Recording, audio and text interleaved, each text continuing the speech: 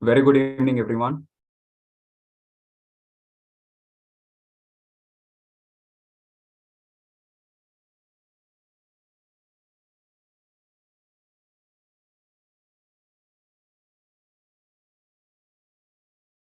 Right. I see at least 30% more students are yet to join. So let's give them a couple of minutes. Meanwhile, I want all of you to go through the last five classes, whatever the discussion we have had. So please revise. I would be starting the session in a couple of minutes from now.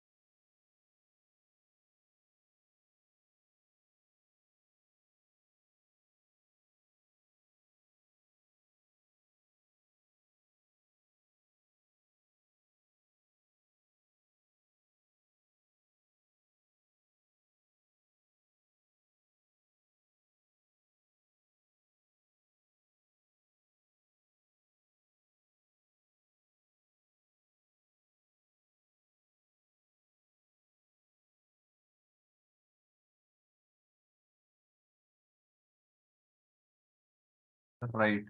I see most of them who happen to be the regular participants here have already joined the session. So those of you who joined a little late, good evening to all of you once again.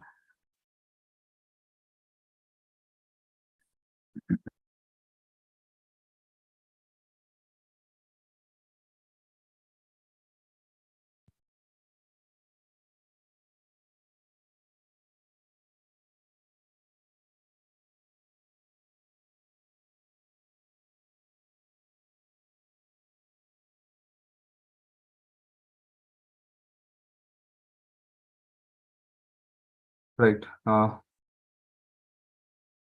First of all, how was the assessment yesterday? I mean, was it too easy? Was it moderate? Was it difficult? How was it? Because, and I believe I have not given a single question in the assessment, which you can term it as out of syllabus question. That is not the thing. Everything that I have discussed from the first day till our last class, it is only in those topics I have been able to frame questions, and that is how the assessment was also prepared. Oh, I'm happy to see that it was most of you are telling it was easy, and definitely why shouldn't I be taking the credits? It was easy only because I have explained you the concepts in such simple manner. Perfect, perfect. Good to know that. And there is also an exciting announcement with respect to the assessment that was conducted yesterday. Anyways, before the end of the class, the announcement would also be made. Right. Now it's already past 7:15. So without further ado, let us quickly jump into the technical discussion, and whatever announcements that I have uh, planned to make it in the class today. Anyways, in between the sessions, those announcements would also be made. Right. I remember in the last class, I think I have explained on I have yes, the introduction of platform independence and platform the differences between platform dependency and platform independency have been explained in the last class. But I remember as to how the session was also concluded. We wanted to know in detail as to why a certain software coded using a certain programming language is going to become platform dependent in nature, and why a certain software which is going to be coded using a platform independent programming language, the nature of the software itself is going to be platform independent. What goes behind the scenes, what happens internally, the nitty-gritties of platform dependency and independency is what we are here to understand in today's class. Right, let us quickly jump into the discussion.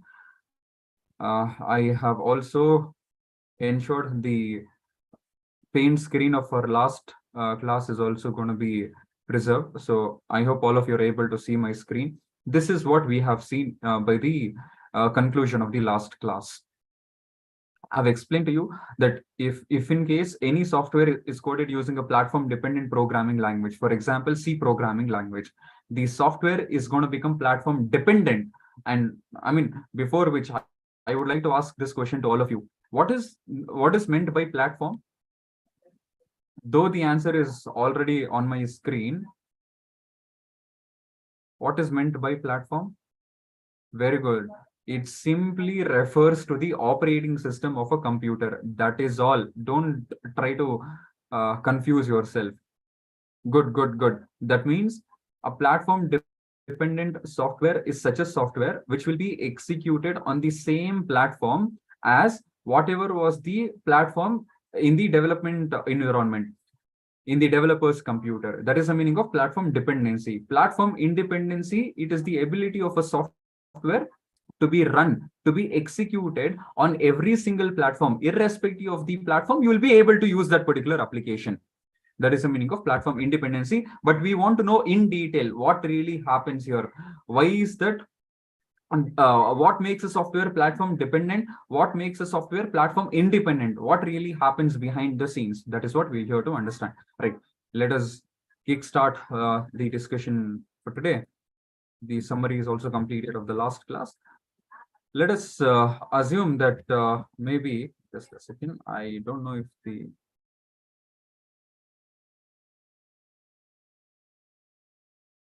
no, whatever I had copied it in the previous class, it's not retained. Anyways, nothing to worry about it. Let us assume this happens to be the computer of a developer. Maybe this person is residing somewhere in USA. And all of you know, every single computer will definitely have something called as a platform. Anyways, let me also show the users' computers over here. Maybe this is the first user's computer somewhere in, maybe let us say India. This is another user's computer, maybe somewhere in, let us say, China. Maybe this is another user's computer, maybe somewhere in Canada. And like I said, every single computer will have a certain platform. So, and what is the meaning of platform? It is nothing but the operating system. Let us keep the explanation as simple as possible, that even an arts background student or somebody who's coming from law background also should be able to comprehend whatever technicalities I'm speaking here. So observe this. Maybe the platform of the first computer, I would assume it is going to be the Windows platform, an operating system that was developed by the Microsoft company. Similarly, the platform of the first user's computer, I told you, this person happens to be an Indian. He is an Indian user. So maybe he is using the Linux operating system as the platform. Sir, why Linux, sir? Because it is freely available. I mean, we Indians, we jump on materials if in case something is being given free of cost for us. Anyways, the second user's computer here, since this person is somewhere in China, I'm assuming maybe that person is going to be using the Macintosh operating system, Mac OS, as the platform. Similarly, the last user's computer, maybe that computer, since it is residing in Canada, and I'm sure all of you know that USA and Canada share a common border. So maybe this person is also operating on the Windows platform. Great, sir. Next word, sir. Coming to the developer's computer here, this developer who is residing somewhere in USA, he feels that he has a wonderful idea and he wants to translate that idea into a software. That is what he's sitting with. That is his intention. So, and all of you know, if you want to develop a software, it is common sense that you should be choosing a certain programming language. Maybe this developer, for the purpose of creating that software, he has decided to use C programming language. So observe this. Here, maybe I would say it is a C program code. That is what we have. So I have got C program code, and all of you know, once you save the program code on the hard disk of your computer, undoubtedly it has to be saved in the form of a file. And every file should have two things: file name and file extension. I am least bothered about the file name here. What I'm most interested is about the file extension here. So what is going to be the file extension, sir? Common sense it is. This is going to be such a file on the disk of my computer, which is going to be containing high-level language code written in C language. That is why the extension of this file is going to be .c. Wonderful, sir. Next word, sir. Next word means, no, please observe this. Great. In what language have I written this code in? I told you, I hope all of you remember the first class. There are three styles of programming: machine level language, assembly level language, and high level language. And our C program happens to be a high level programming language. So basically what I have here is a high level language code. That is what we have. Great, sir. Next word, sir. Next word means, now that I have my program is ready, obviously I would like to execute it. I would like to run the program. But who should be able to run the program? It is your computer. It is your microprocessor. But will the microprocessor or your machine will be able to understand high-level language code? Certainly not. That is why it demands for us to use a software using which I'll have to convert this high-level language code into machine-level language code. All of these things, the entire history behind the life cycle of a C program, I remember I have spoken 2 times so far.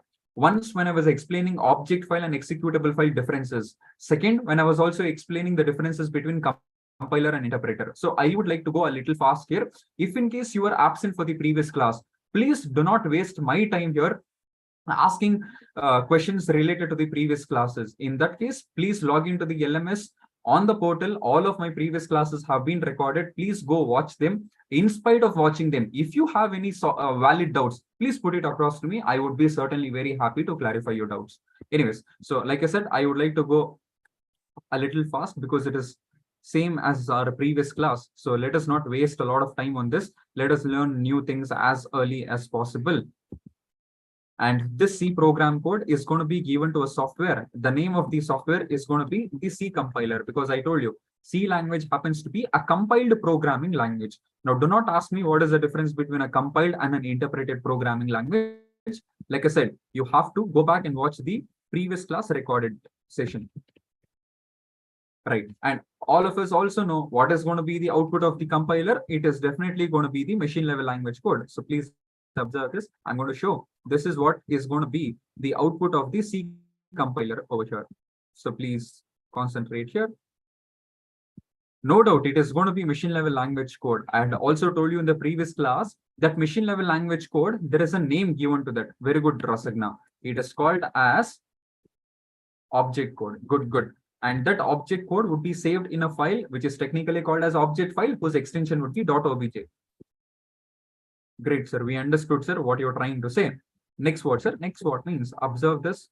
Unfortunately, though I have got machine level language code, but think and answer. Will I be able to execute this machine level language code? Is it executable? Certainly not. Can you tell me the reason why, Kavya? It is because it is incomplete in nature. Whatever inbuilt functions you are making calls for within your source code, that source code has been converted into machine level language code as it is.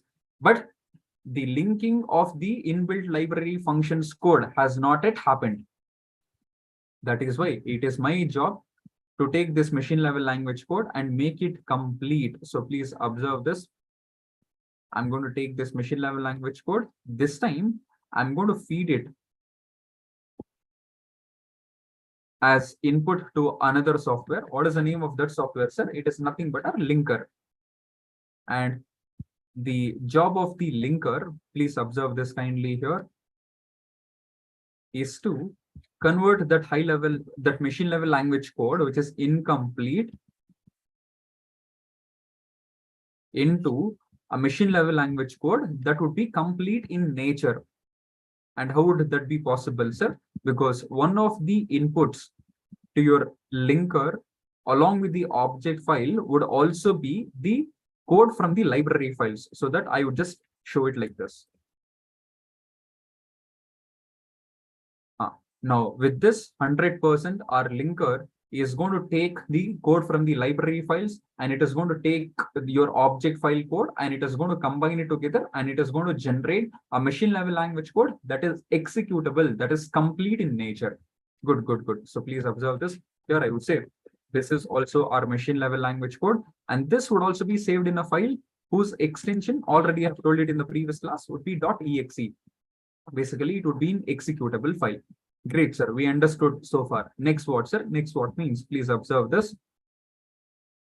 As of now, though I have got complete machine level language code, but on which memory device is this code residing? Very good. It is on the hard disk. Hey, man, I have told you it is present inside a file. That means it is common sense. File means I'm referring to hard disk. But is your hard disk connected to the microprocessor? Certainly not. Which memory device is connected to the microprocessor? It is definitely your RAM. So it is my job to take this machine level language code from hard disk and load it onto the RAM. For that also, there is a software that is given for me. Observe this. What is the name of your software, sir? Observe this. That is what I'll explaining now. Good. The name of the software itself is going to be the loader. So once I take this executable machine level language code, give it as input to the loader, the job of the loader is to take that machine level language code from the hard disk, and it is going to be loading it onto the RAM.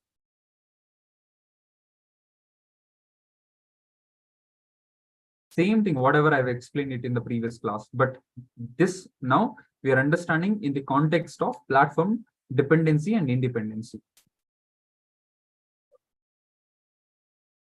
See, the same machine level language code, which was previously residing on hard disk, a copy of it has been taken and it has been loaded onto the RAM. Now that it has come to the RAM, we also know that your RAM is directly connected to the microprocessor here. And definitely the computer now will be able to execute this machine level language code, and as a result of which, certainly output would also be produced.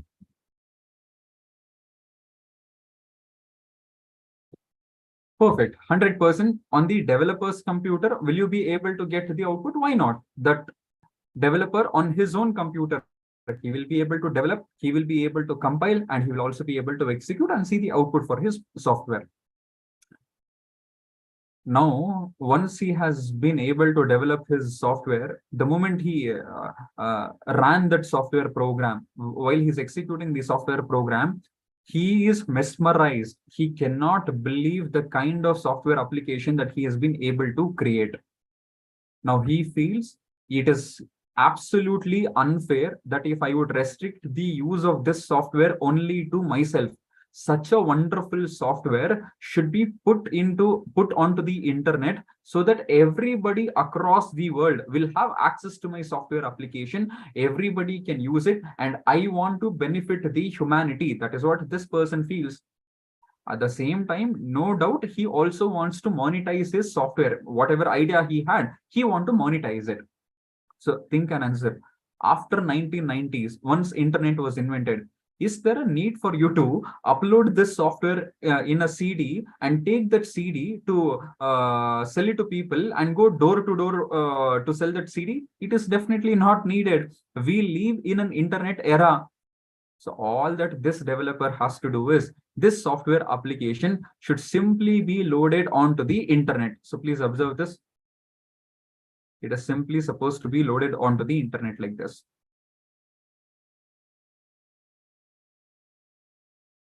I would show internet in the form of a cloud here. Anyways, this is the internet. Great, sir. Next word, sir. Because once you upload anything to the internet, you see it is not only your device that is going to be connected to the internet. Every single person, if they want, they can also connect to the internet. So see, though your computer, who is a developer's computer and the user's computer, though they are not connected with each other with a physical cable, but 100% you can call them as connected devices because all of their computers are connected through a common medium, which is nothing but the internet. Great, sir. Next what, sir? Next what means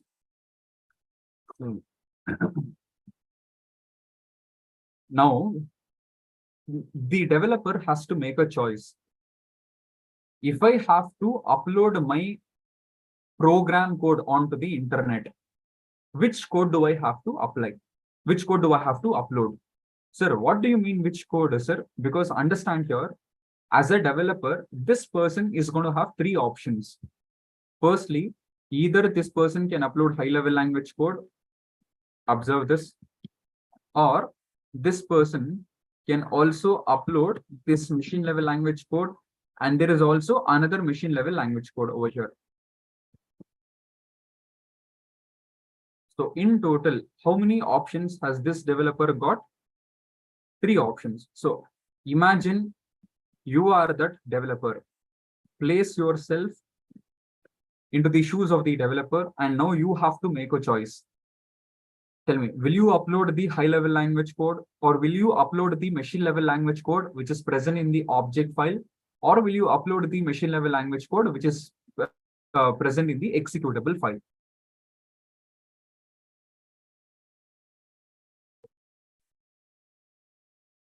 No, just think about it. Are all of us not using many software applications that somebody developed and put it onto the internet?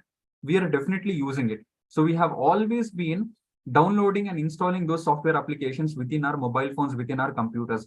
So what type of code did you actually download it from the internet? If you can think on those lines, answering to this question of mine is going to be a cakewalk for you. I am asking, as a developer, this person has got three options: upload high level language code, or there are two variants of the machine level language code. You make a call. Okay, I see that many of you are telling high level language code. Okay, executable code, object code. Oh, okay, quite surprising to see that.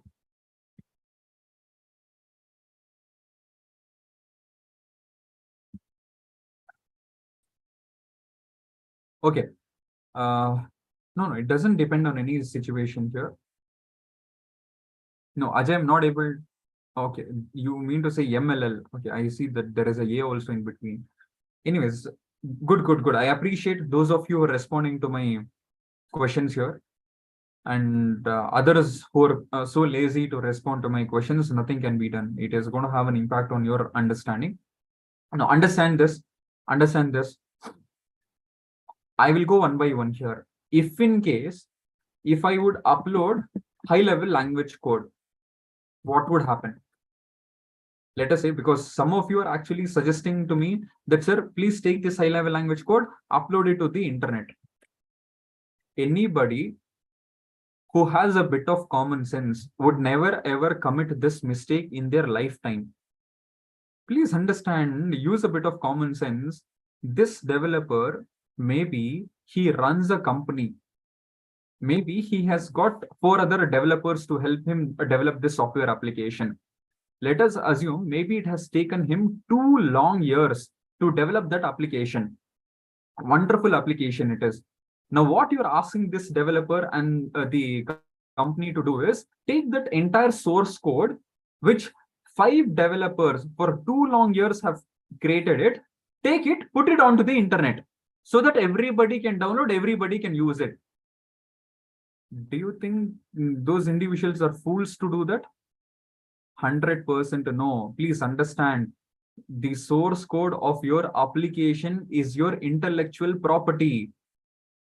Anybody with minimal common sense also would never ever commit this mistake, because even in 2023, my friends, please try to understand this. What you refer to as a internet is not a safe place at all. There is a community of programmers awaiting on the internet who are called as hackers for people to do such a mistake.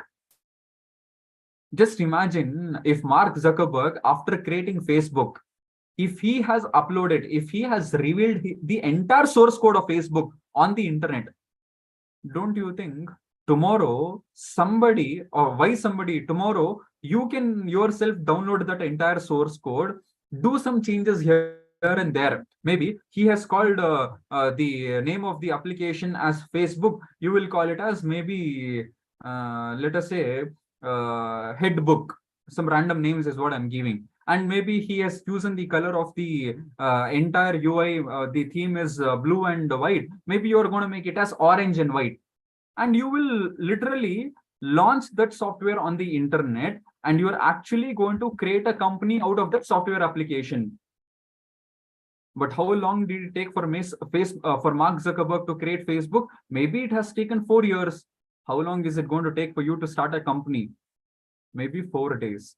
So who has actually overnight created a competitor for Mark Zuckerberg? Nobody else. He himself has done it. I hope all of you are understanding. Just give me a minute. I think it is the Flipkart delivery guy. I'll just be back.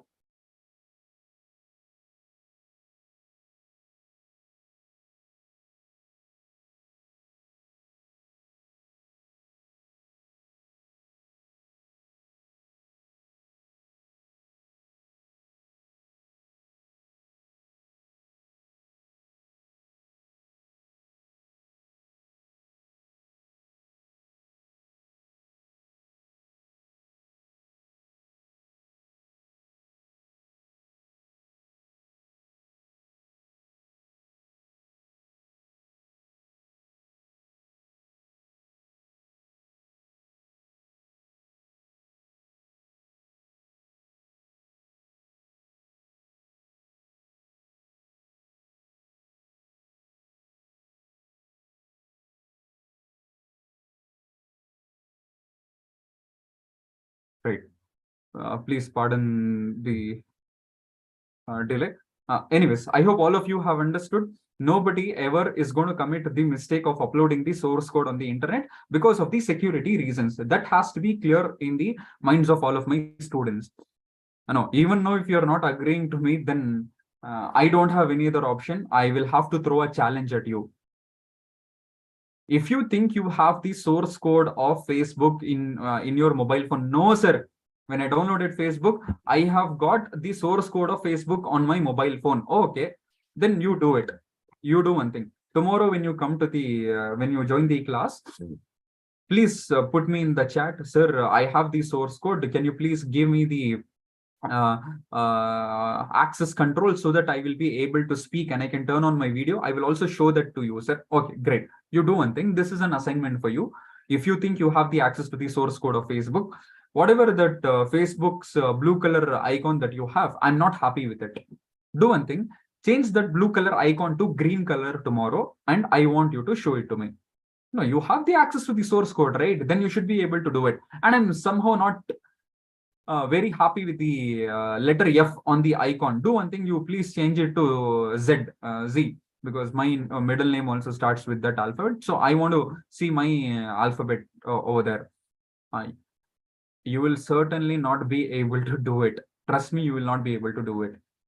It is because we don't even have the access to the source code. I hope all of you have understood. So can I please mark high level language as not one of the options for the developer to upload it to the internet? Absolutely, yes. Consider the second option here. What is the second option that we have here? Machine level language code, which is inside your object file. I'm not talking about the code that is there in the executable file. Can I upload this? You can upload everything onto the internet, but should you do it? That is the question here. If you try to upload this, what code are you trying to upload it over here? Machine level language code. Will it be understood by the hackers, sir? Definitely, they will not be able to understand, because hackers are not aliens. They are human beings. What code we human beings are going to understand? High level language code. Machine level language code, we will never be able to understand. So what is it we have to do, sir? Now, you can upload this machine level language code, but since it is incomplete, you can't ask your users to download it and make it complete. It is not at all possible. The users, immediately after downloading it, they should be able to execute the code. Are all of you able to understand? Now you please think and answer. Can I upload machine level language code that is present in the executable file? Yes or no?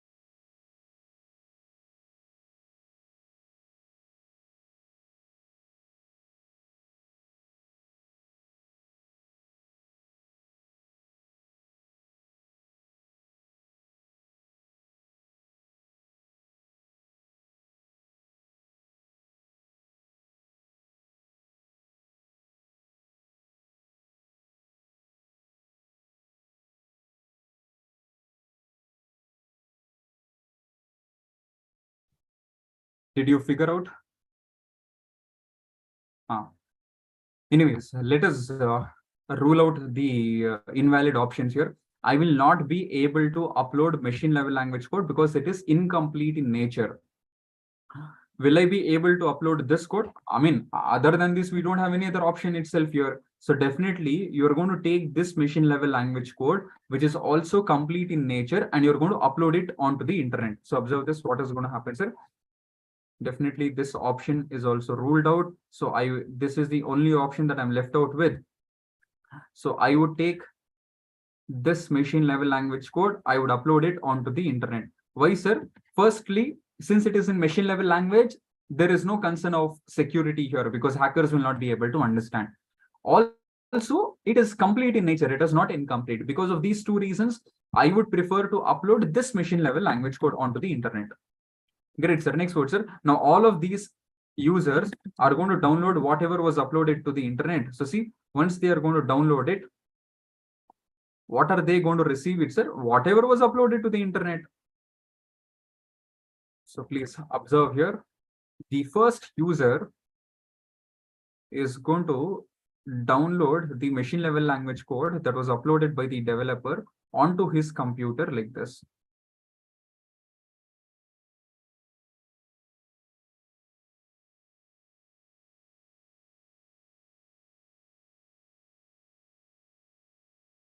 Course, he is going to download that executable file, which is going to be containing machine level language code. Now observe this carefully. Also, please remember this. Now that if you ask me, sir, can I execute this machine level language code onto this computer? Listen to this carefully, everyone. I want all of you to pay attention here. This is most crucial for your understanding about platform independency. Will I be able to execute this complete machine level language code onto this computer? The answer, my friends, is no. I will not be able to do it. Sir, why, sir? Because every computer should be able to understand machine level language code. It is also complete. But why will this machine not be able to execute it, sir? Because, my friends, what you have all missed out to understand here is machine level language code is always machine dependent. That means, tell me, on which machine was this machine level language code generated? It was generated on the Windows computer. Please understand, this machine level language code, we say it is Windows compatible. Then how can you take it and how can you execute it on the Linux platform? 100% it is not going to work. In other words, if you have two computers, on two computers, you write the same program code.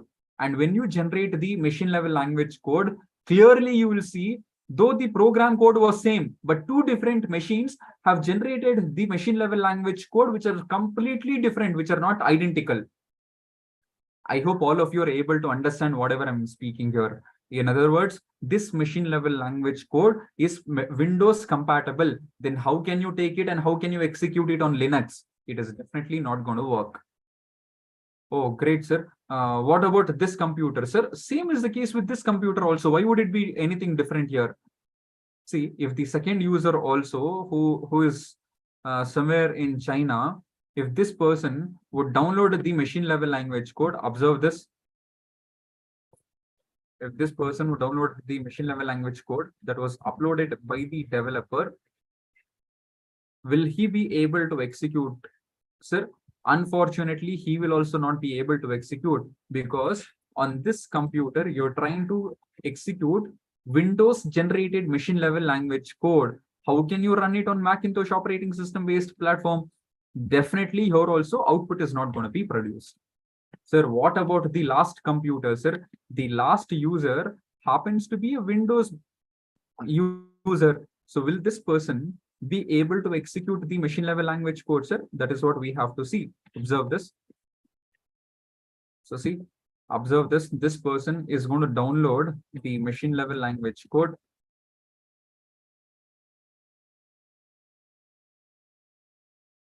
Which is Windows compatible.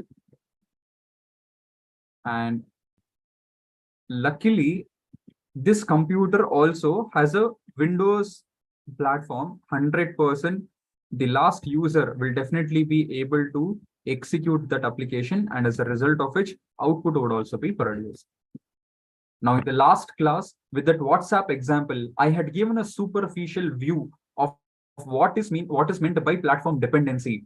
But through this scenario here, through this explanation here, I have clarified to you why, if Kirtana is going to use C programming language to develop any program, to develop any software application, why is that her software application is going to become platform dependent? That clarity is what I have given through this explanation, through this diagrammatic representation here.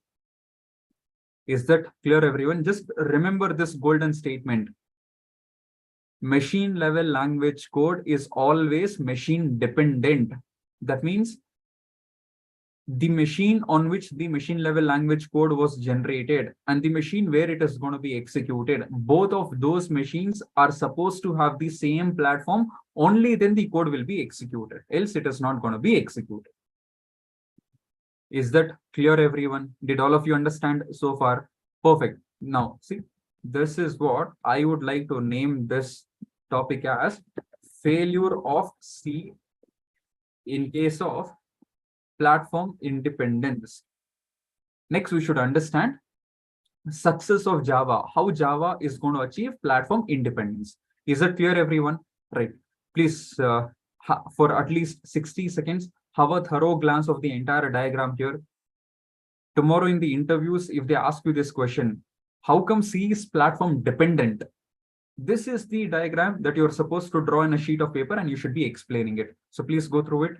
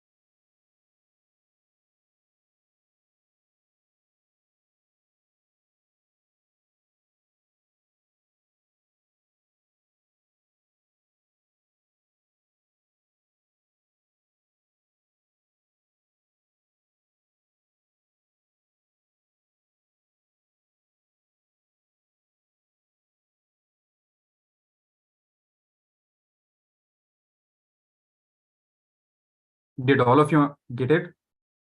How C is platform dependent. Great. Now, a small disclaimer.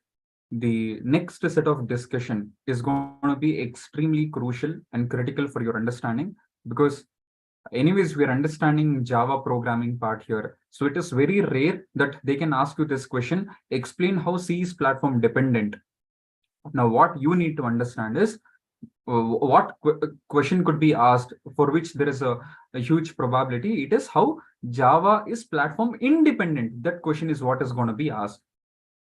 Now, exactly that is what I'm going to be explaining. So I want all of you to pay 100% attention and focus in the next part of the discussion here. So observe this.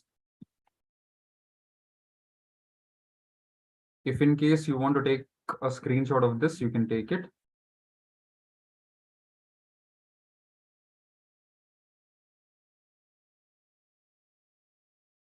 Okay. And another advantage of this next discussion here, you're not only going to understand how Java is able to achieve platform independence, you will also be able to understand the life cycle of a Java program. Life cycle means from the point you typing the Java program till it gets executed. What are the different phases that it is going to go through? That is also something that you're going to be understanding it.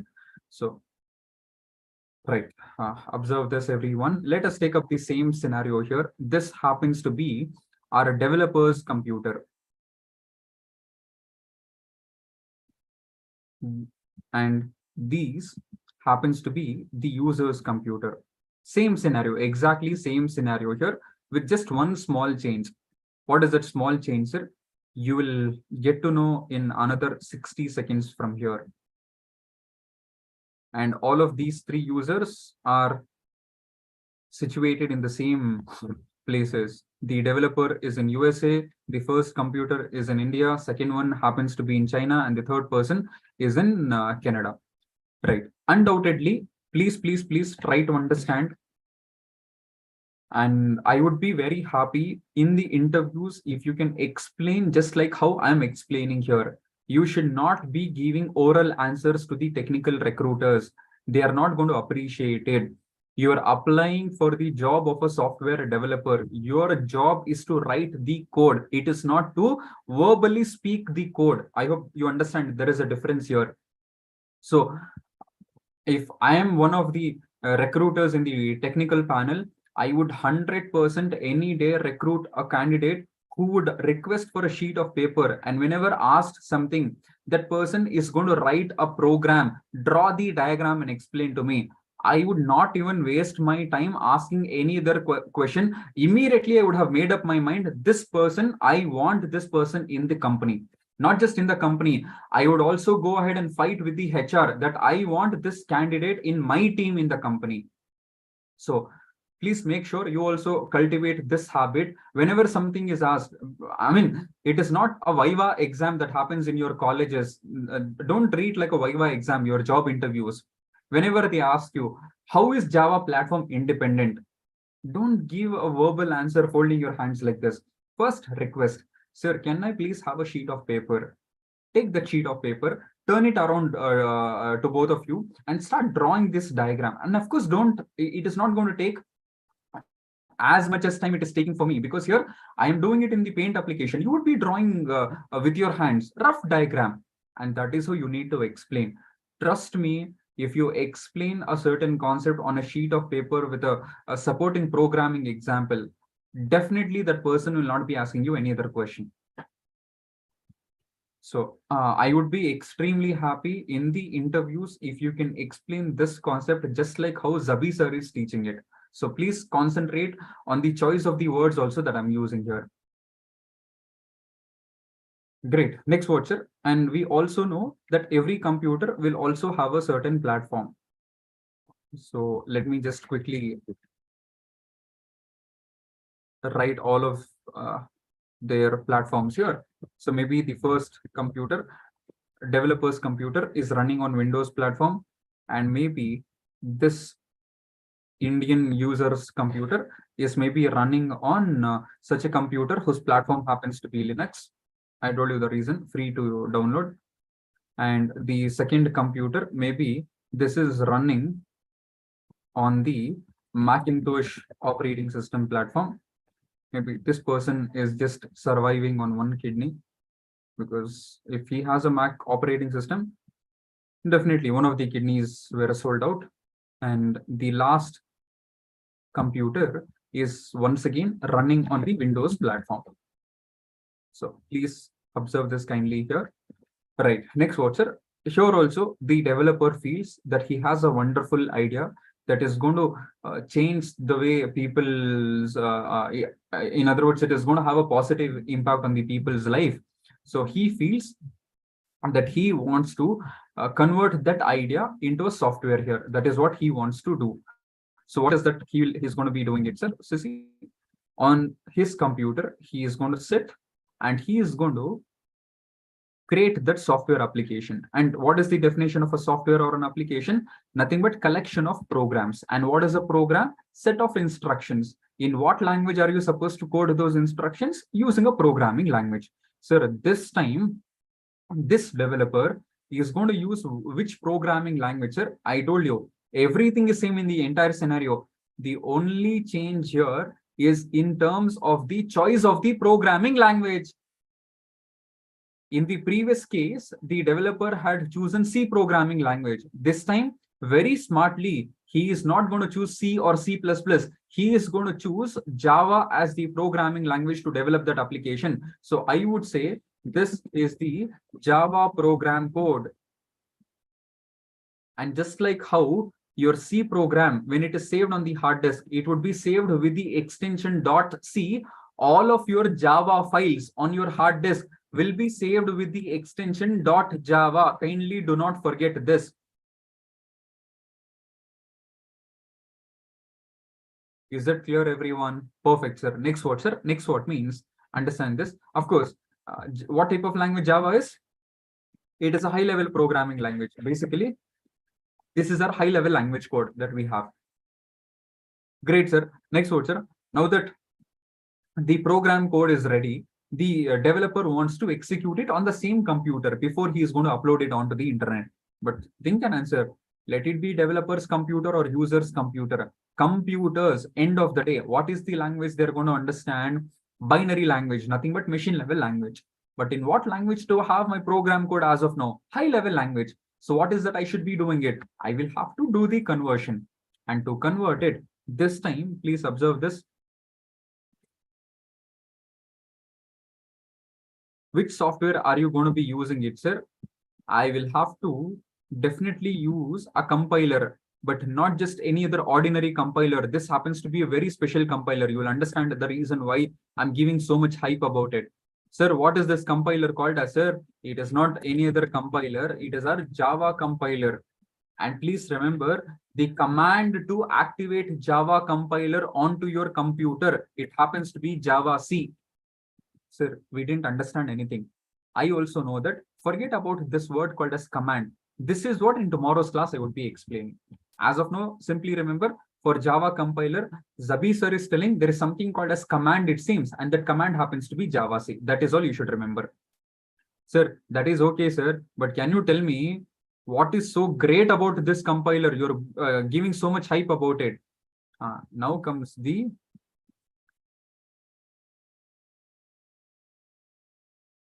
difference. Unlike the previous language compilers, unlike C compiler, C++ compiler, listen to me carefully. Your Java compiler will take that high-level language code and it is not going to convert it immediately into machine-level language code. And this is happening for the first time in the history of programming languages, because all of the predecessor programming languages, their compiler will take high-level language code, immediately convert it into machine-level language code. But this is where the difference arises in Java. Your Java compiler will take the high-level language code as input, but it is not going to generate machine-level language code as output. Then what is it going to generate, sir? Observe this. The output of the Java compiler is going to be such a code that is neither in high-level language. Understand this? It is neither in high-level language nor it is in machine-level language. It is in between both.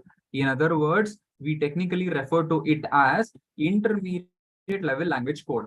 And that intermediate level language code in Java has a technical name to it. And what is the name given to that code, sir? The name given to that code happens to be the bytecode.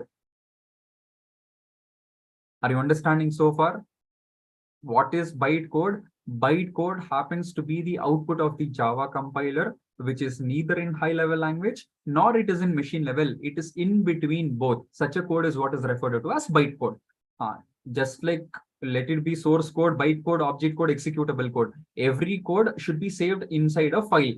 Sir, the output of the Java compiler is bytecode, but in whatever file the compiler is going to generate this bytecode as output, what would be the extension of that file, sir? Always remember, in C language, the output of C compiler is technically called as object file.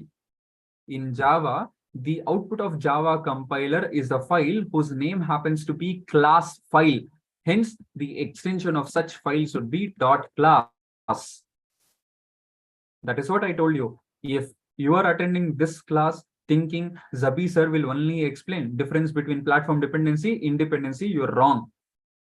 There are many things I'm going to explain through this. Anyways, so what is the output of the Java compiler? It is a class file which would be containing your bytecode. Hence, the extension of such files is going to be .class. Great, sir. Next what, sir? Next what means the moment all of these developers, when Java was released into the market, when these programmers started using Java, they got the output as bytecode. Everyone got agitated. They got frustrated about it. And immediately, all of these developers, the lead developers, they gave a call to Sun Microsystems. And they were very angry. They were very furious. They wanted to speak to James Gosling. The moment James Gosling answered their call, they asked, what a waste programming language have you created? Always we have seen in the past, every compiler is supposed to give the output as machine level language code. But your compiler, instead of giving us machine level language code, it has given us something called as the bytecode, intermediate level language code. What the hell are we going to do with this code? That is when James Gosling told, hey, have Shanti. Shanti means I'm not referring to any female. Basically, have patience. I mean, patience in some languages is referred to as Shanti. That is what I'm trying to say here. Anyways, have patience. Please calm down. You don't have to worry about it. You can convert this bytecode into machine level language code. Oh, immediately some relief to the programmers. They ask, Gosling, how are we supposed to do this? Immediately, James Gosling replied, don't worry about it. All that you have to do is, please go to the Sun Microsystems website. I'm talking about the period between 95 and 2010. Please go to the Sun Microsystems website. On the website, there is a software that you should be downloading, using which you will be able to convert the bytecode into machine level language code. Everybody were excited. James Gosling, can you please tell us what is the name of the software? He immediately told, look, the name of the software happens to be JVM, Java Virtual Machine. That is what you should be downloading it from the Sun Microsystems website. That's all. And immediately everybody hang up the call. Immediately after 5 minutes, everybody started calling back to Sun Microsystems. Hey, James, listening to you, we went to Sun Microsystems website, but we see there is not a single JVM. There are so many different JVMs available. Which JVM am I supposed to download on my computer? James Gosling simply laughed and he answered, hey, you should download such a JVM that is going to be compatible with your platform, with your operating system. That means depending on different platforms, there are different JVMs available on the Sun Microsystems website. And trust me, whatever I'm speaking, all of this has been backed with facts. After the discussion, I will open the website and I will prove it to you that you will not have a single JVM. Anyways, coming back to this story, everybody once again said, okay, okay, James Gosling, we will go to Sun Microsystems website. Depending on the type of the platform that we are using on our computer, a corresponding JVM we will download it. So see, that is what is going to happen. These people went to the internet, to the Sun Microsystems website before 2010. And of course, after 2010, today, you and I are supposed to go to which website? Oracle website. I hope all of you understand that. Anyways, they downloaded a JVM. Now, here also, I want to tell you to activate JVM. See, all of these are softwares. Softwares can be activated on your computers through commands. So again, I'm telling you, you will not understand ABCD of it. I know it. So don't ask me any questions. Simply remember, the command to activate JVM happens to be Java. What is this command, sir? Give me 24 hours, you'll understand about it. But you should be careful. You shouldn't download any other JVM. You should download such a JVM that is going to be compatible with Windows platform. Only such a JVM is what you should be downloading it. Am I clear so far, everyone? Perfect, sir. So far, we are able to understand what happens to a Java program.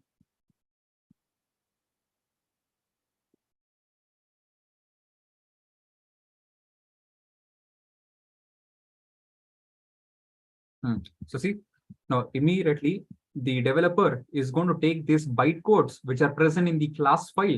He is going to give it as input to the JVM, and JVM's job is to take those bytecodes and convert it into the machine level language code. Okay, one second. It's better I write this information that it should be Windows compatible for sure, because I need a lot of space here. Observe this. First of all, what is the command for the JVM? It is Java. But which JVM are you supposed to download? You should download a JVM which is going to be Windows compatible. Same thing. Now, what is the JVM going to do, sir? Like I said, what is the job of the JVM? Convert bytecodes into machine level language code. Input is bytecode, output is machine level language code.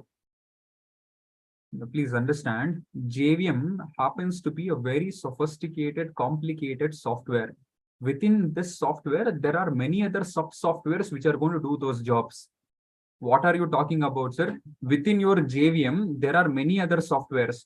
The most important software for our discussion happens to be, you will be shocked to know which is that software which is actually doing this conversion. It is nothing but our interpreter. That is the software that is doing the job for us. I hope all of you know about it. In yesterday's class, I have told you there are two things, compiler and interpreter. And within your JVM, you have a software whose name happens to be Java interpreter. That is the software. Am I clear with this? People who are new to Java, they will simply tell whose job it is to convert bytecodes into machine level language code, JVM. Nothing wrong, you're correct. But you should be more precise. Which software is supposed to do this? Inside your JVM, there is a software called as interpreter. It is actually the Java interpreter that is going to convert bytecodes into machine level language code. And you know the working of interpreter. Is it going to take the entire bytecodes and convert it? 100% no. How is the conversion going to happen? Good, Pratika, Prasagna, Kavya. Why do I see only girls' names here? Shruti, Geeta Shri. Okay, Arif. Good. Kirtana, Sneha, Krishna, Divakar, Aniket. Good, good. How is the conversion going to happen whenever we use the interpreter? Line by line. Another question here. Whatever is the output of the interpreter,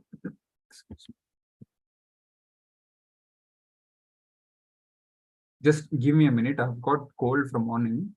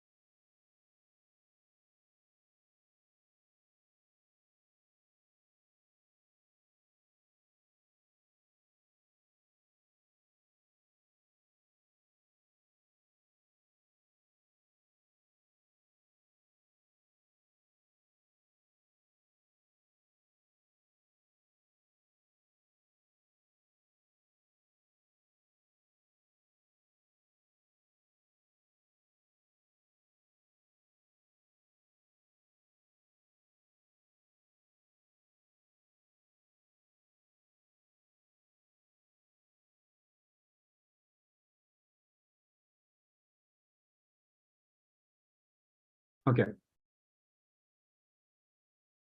Right. What was I saying? I was talking about the Java interpreter. How is the conversion going to happen? Bytecodes are going to be converted into machine level language code line by line. That is how the conversion is going to happen.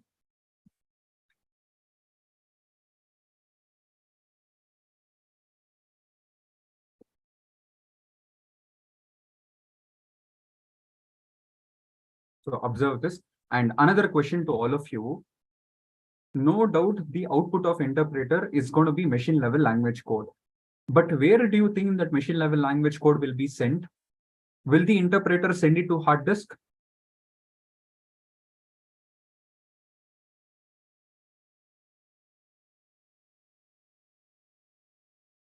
Will the interpreter send the machine level language code for 1 by 1 bytecode to the hard disk?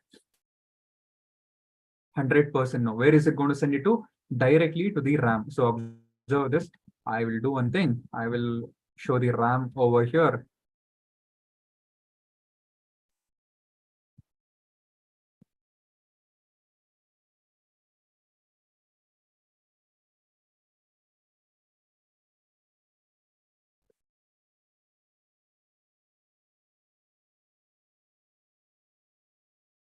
And please observe this.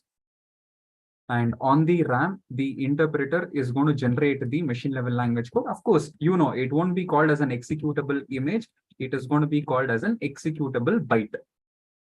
And that executable byte would be immediately executed by the machine. And next, once again, the control would be given to the Java interpreter. The next bytecode would be converted and it is going to be loaded onto the RAM and it would be executed. And the cycle repeats as long as all of the bytecodes are going to be converted to machine level language code and executed.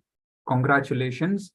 For the very first time, all of you have been able to clearly understand the life cycle of a Java program. What happens from the time you type the Java program till it is going to be executed? What happens when you compile it? What happens when you execute it? Which software has to be used? That this is what you have been able to understand. Also, in the last class, I had told you Java happens to be a hybrid programming language. Now, are you understanding why it is hybrid? Because it is both compiled and interpreted. Your high level language Java code is compiled. After compilation, it would give you bytecodes.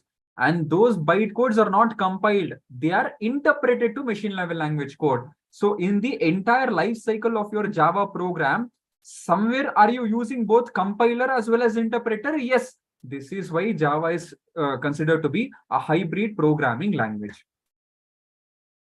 Is that clear, everyone, so far? Wonderful. Now on the same computer, definitely when the developer is going to execute his program, output would also be generated. Next word, sir, I have always told you that in this scenario, the developer do not want to restrict the usage of this software application only to himself. He wants to make it publicly available. Hence, he has decided to take this entire software application and upload it onto the internet. That is what he has decided. So please observe this. All of your questions, I would be happy to address it, but at the end of the class, not in between.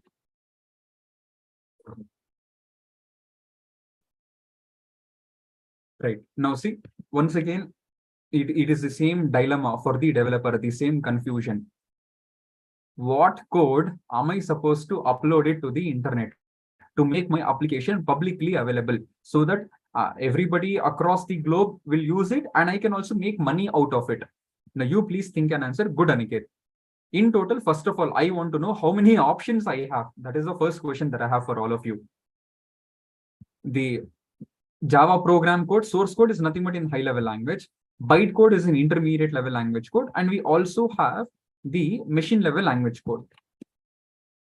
So in total, how many options have we got? 3 options.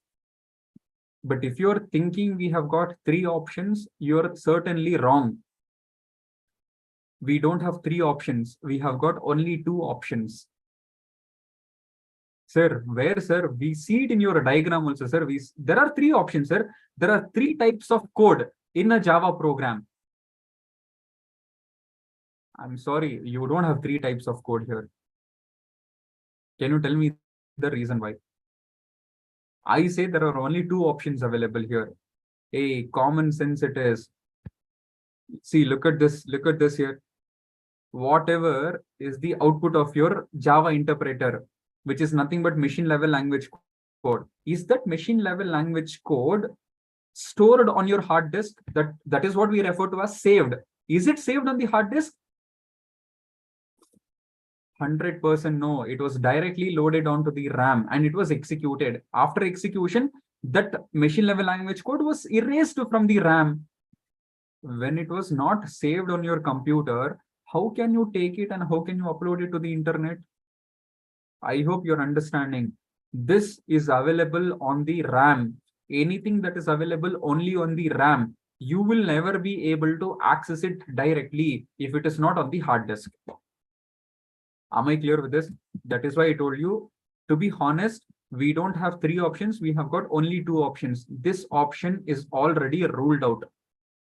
Sir, are you telling if I type a Java program, I will not be able to see the machine level language code? Yes. Because for you to see anything in your computer, it should be present on the hard disk. In this case, it is not going to be saved on the hard disk in the form of executable code. That is not even a concept related to Java. That is only in case of C, C++. Anyways, coming back to our discussion, how many options are we left out with? 2 options, high level language code, intermediate level language code. Okay, I will ask this question once again. At least now you should be able to answer to this. Do you think it is going to sense right if I would take high level language code and upload it onto the internet, my actual source code? Definitely no. Why? For security reasons. Hackers might be able to download it. They will do few tweaks here and there in the software application, and they might release it as a new software altogether. I don't want another competitor to be created overnight.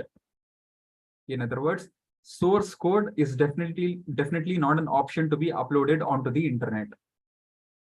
What is the another option am I left out with? Very good. It is your intermediate level language code, which is technically called as bytecode. And bytecodes, listen to me everyone, are best suited. It is the best option to be uploaded to the internet for two reasons. What are those two reasons, sir? You're not supposed to forget it. Tell me, I told you, are bytecodes in high level language or machine level language?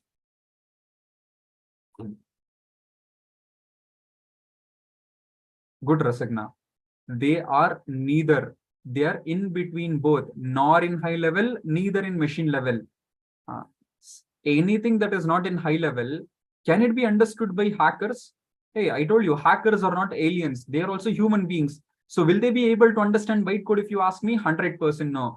Just wait for one more class. When I type my very first Java program, I will show it practically on my computer. I will open bytecode in front of your eyes. You tell me if you will be able to understand. 100% bytecode is not human understandable. The very first advantage of bytecode is these are secure code. Another advantage, I told you previously in the previous example, do you remember? Machine level language code is machine dependent. It is platform dependent. Congratulations. Your bytecode is platform independent. I will tell you the reason how. Because of these two reasons, any day it is recommended to upload the bytecodes onto the internet. Is that clear, everyone? Anyways, so all of these computers who are also connected to the internet, they're going to download whatever was uploaded. So please observe this. Pay attention now.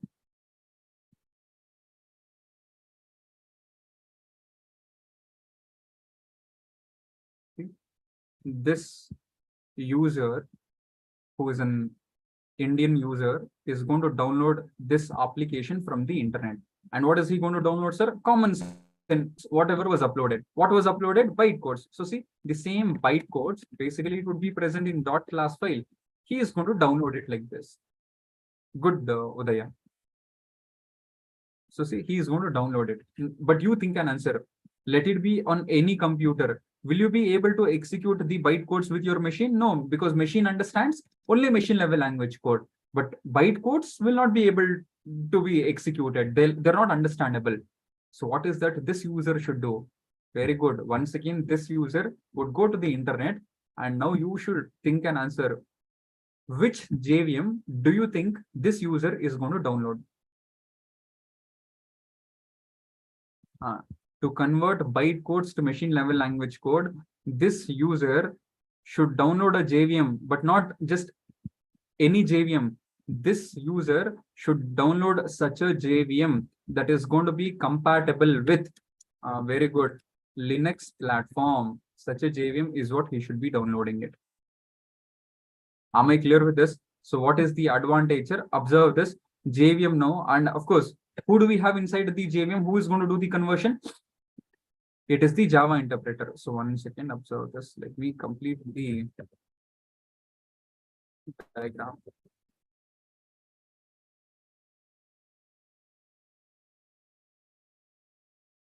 See, these bytecodes will be taken as input by the JVM. Inside the JVM, it is actually the Java interpreter who is doing the job. So these bytecodes, line by line, it would be converted, and it will not be saved on the hard disk.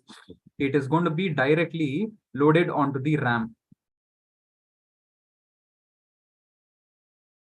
Of course, you need to bear with me a little, because drawing these things on paint is not as easy as it looks like.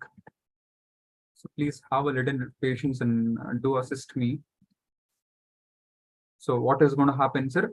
Now see, the Java interpreter, line by line, the bytecodes are going to be converted into machine level language code like this.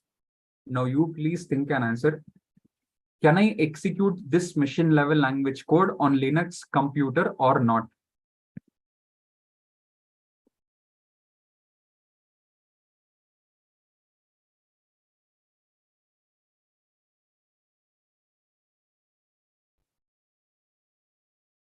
%, I will be able to execute it. You might tell, sir, the application was developed on Windows. Who cares?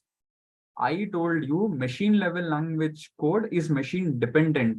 The machine on which it was generated, the machine on which it is being executed, both the machines are supposed to have the same platform. but it's common sense.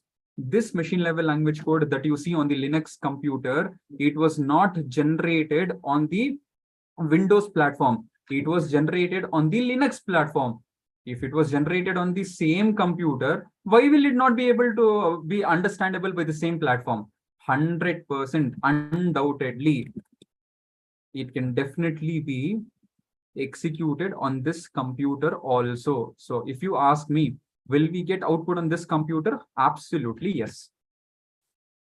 Am I clear with this? I think now you're able to get a sense of how Java has been able to achieve platform independency. The credits have to be given to the James Gosling and his entire team. Such brilliant minds. They invented this concept of bytecodes. They designed one of the best compilers possible that would take high level language code, but it would not give machine level language code. It would give the output as intermediate level language code. Great. Next what, sir? Next what means understand. Coming to the second developer here. So see, this developer would also download, sorry, not the developer, he is a user, would download these bytecodes from the internet. I'll go a little fast from here because you know what I'm going to be speaking. See, this person is also going to download the same bytecodes here in the form of .class file.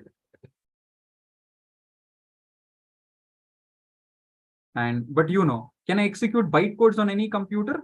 100% I can't, because machine would understand only machine level language code. So what is that I should be doing? I have to convert these bytecodes into machine level language code. Guru Devi, do you know which software will do this job for us? 100% yes. It is going to be the JVM that will do this job for us. So observe this. I'm going to take these bytecodes. I will have to give it as input to a software in Java, and the name of the software that I should be using here happens to be JVM. But can I download any JVM? Definitely no. I should download a JVM that is going to be compatible with Macintosh operating system. Such a JVM is what I should be downloading it from the Sun Microsystems website. And which software inside the JVM is going to do this job for us? It is the Java interpreter. It is this software that is going to do the job for us. And tell me, Java interpreter, no doubt, will convert bytecodes into machine level language code. But that machine level language code, it is going to directly load it onto the RAM. See, it is going to directly load it onto the RAM. And this machine level language code, I did not take it from any other computer. It is being generated on my own computer.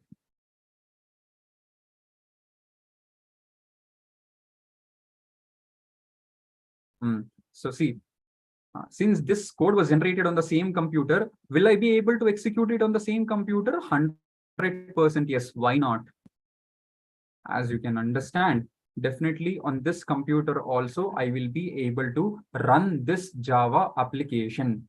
I hope you don't want me to waste your time as well as my time here doing the same thing for the last computer. I mean, if I can run it on Linux and Macintosh, why will I not be able to do it on Windows? The only difference here is the last user should download a JVM that is compatible with the Windows operating system. That's all. And then on the same computer, machine level language code will be generated and it is going to be executed. Is that clear, everyone? Did all of you understand so far? Very good. That is why whenever you download anything from the internet, listen to me, everyone. We are not downloading Facebook's high level language code. We don't have machine level language code. Then Mark Zuckerberg should have created Facebook for 3 different operating systems, Android, iOS, as well as Windows. He created only one Facebook. So what we are downloading for Facebook is bytecode. Sir, but I never downloaded JVM on my mobile phone, sir. You don't have to do it. All of the mobile phone manufacturing companies automatically, they have already downloaded JVM on all of our mobile phones. So you download bytecode, automatically the JVM is going to convert it into machine level language code whenever you're using the application. Is that clear, everyone? Right. Just have a thorough glance of it. Remember the life cycle of a Java program.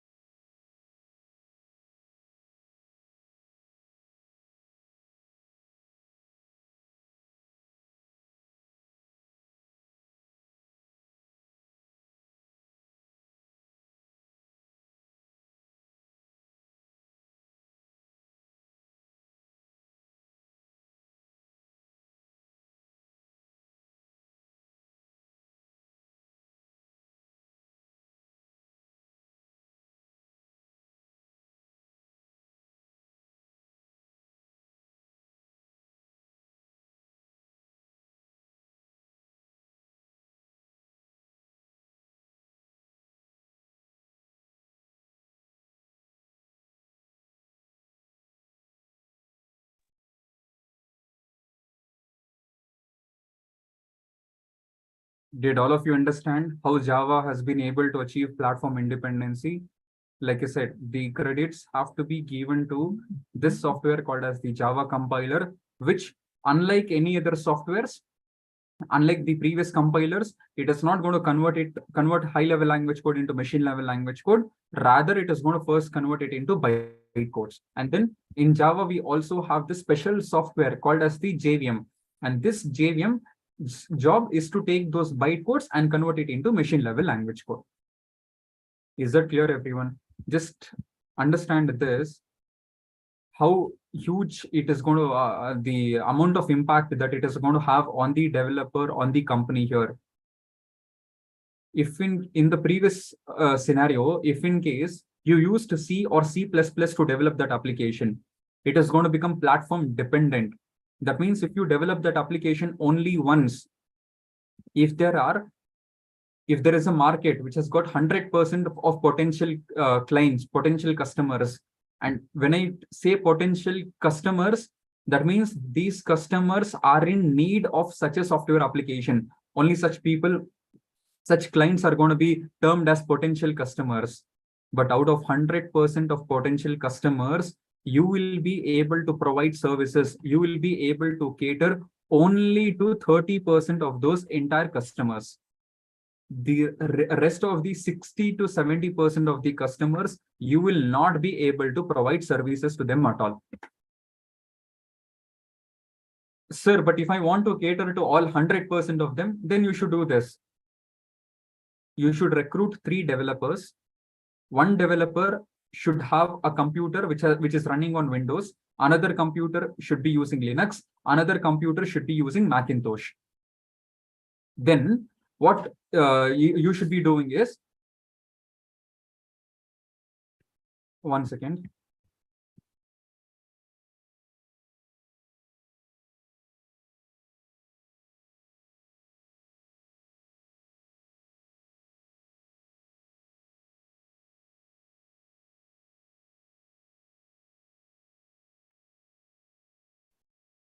I mean, I apologize for the delays in between. I have got running nose from morning. In fact, I was in split mind. Do I have to cancel off the session for today, or do I have to continue it? Anyways, let's continue with the discussion. And the attendance, you can do it later. Amar sir, I will tell you when the attendance link has to be posted, because I see that there are almost 100 of them who are joining exactly at 8:30 only for the sake of giving attendance. Now, if you think you're smart, I have already told you, I know how to outsmart you. Okay, I turn off the accepting the responses. Thank you so much, sir. Yeah. Right. Now, understand this. I told you, if you use a platform dependent programming language, you literally need to sit on 3 different computers with 3 different platforms, develop the same application on 3 different operating systems, put it on internet. Then, depending on the platform of the user's computer, they will download the respective version of the application. Don't you think so much of extra time, efforts, the investment has to go in terms of developing the same application 3 different times? 100% yes. But if you use a platform independent programming language like Java, the advantage is you are going to write the code for this application only once, and it could be run by every single platform. That is why, very famously, the same feature is also referred to as write once. How many times did you write the code? 3 times or once? Only once. But are you able to run anywhere? Absolutely yes. You can run on Linux. You can run on Macintosh. You can also run on Windows platform. So in the interviews, they can either ask you this question: can you explain the platform independence, the platform independent feature of Java? Or they can also ask you, write once, run anywhere feature of Java. In short, sometimes it is also called as VORA, write once, run anywhere. Or sometimes It is also called as write once, run everywhere. No, whatever you want, you pronounce it. Basically, you can simply tell WORE. Same thing is also referred to as operating system independent. Why? Because platform is also nothing but operating system. It is also referred to as machine independent. It is also referred to as architecture neutral. It is neutral across different architectures. All of this means the same.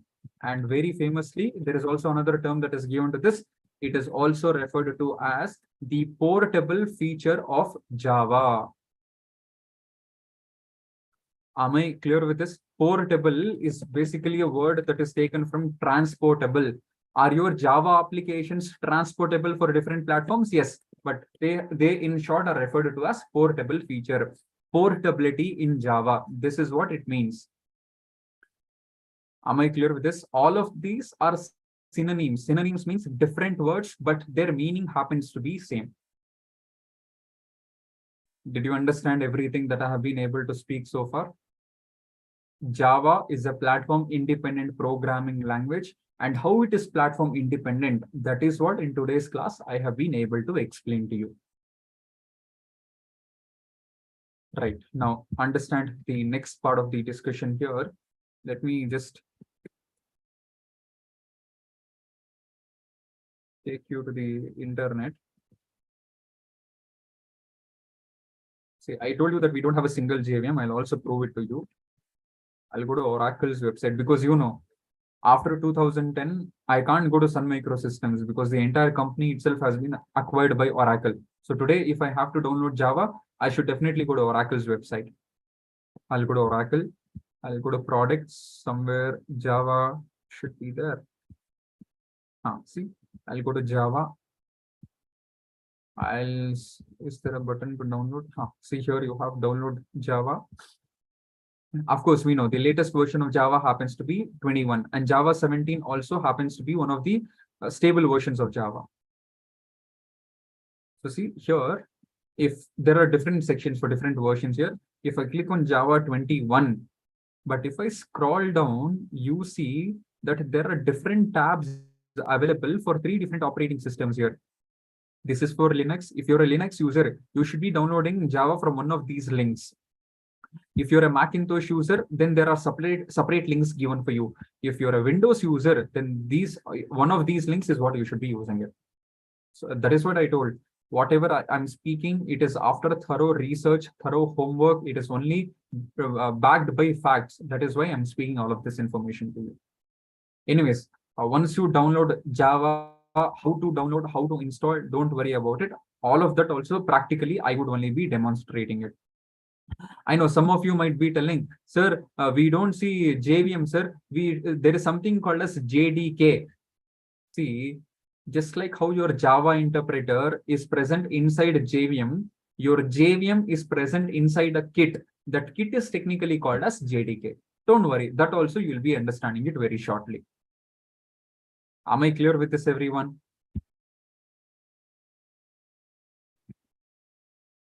Any doubts about how Java has been able to achieve platform independency?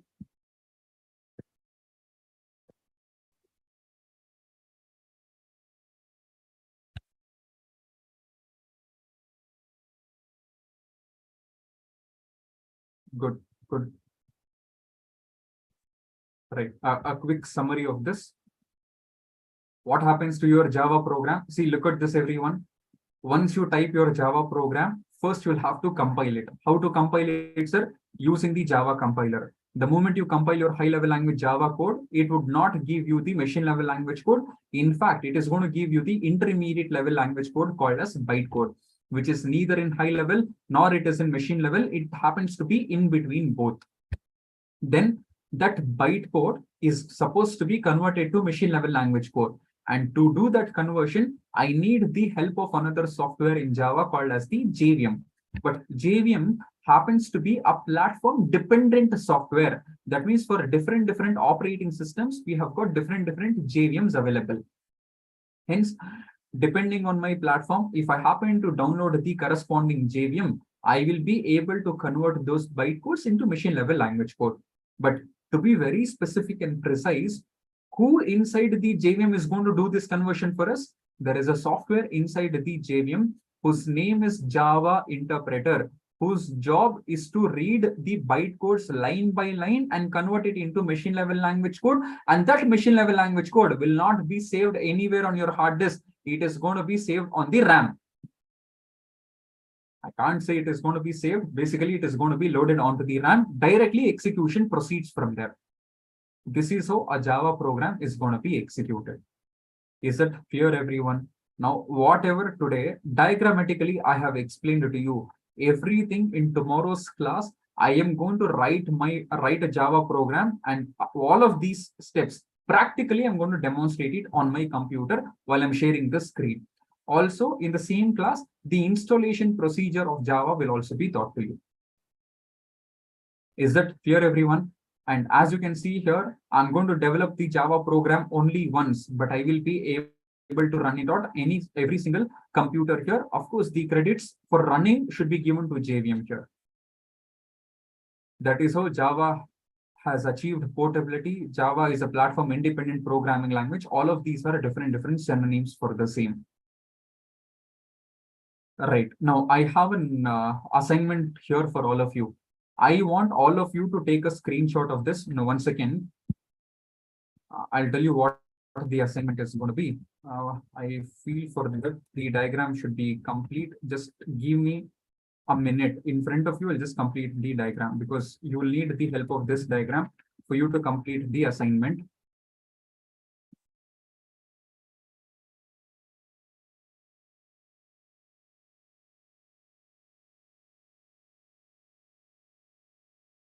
So the last user is also going to download the bytecodes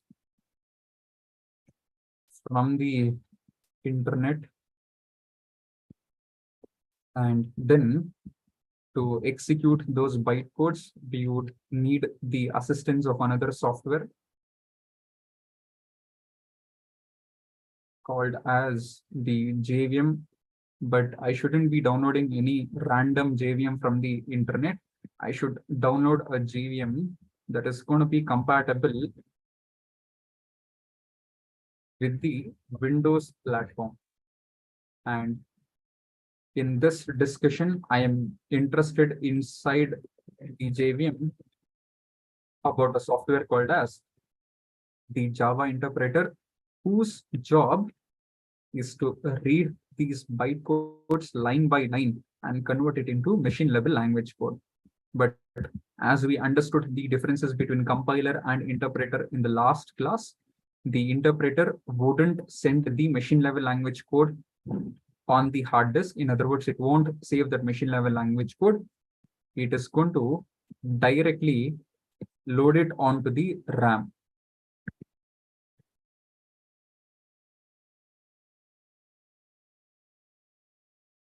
And if you notice it here, all of the 4 machine level language codes are going to be different because I told you machine level language code is machine dependent. It depends on the machine on which the code is going to be generated. Of course, since the last one is Windows, so I want to maintain the consistency here. I will intentionally show the same machine level language code as that of the first computer because both the computers have the same platform, Windows platform. And now, since it was generated on the same computer, no doubt it will also be able to be executed here. Is that clear, everyone? And also, if you notice it here, I'm not using some random colors here. I don't know how many of you are paying that attention for the details here. Everything that is platform dependent, I'm maintaining same color coding here. See, is your JVM platform dependent? Yes. What is the color I used for the platform? Windows. That is why your JVM orange. For your JVM also it is the same. For the machine level language code also it is the same. And same is the case for all of the users' computers also here. Anyways, now coming to the important part of it. Though in the past I have been highlighting the advantage of this platform of having your presence there, a professional platform, LinkedIn. I think that not many of you have taken those things seriously, and I'm sure that at least 50% of you have not even created your accounts on LinkedIn. Today, the assignment is related to a LinkedIn activity.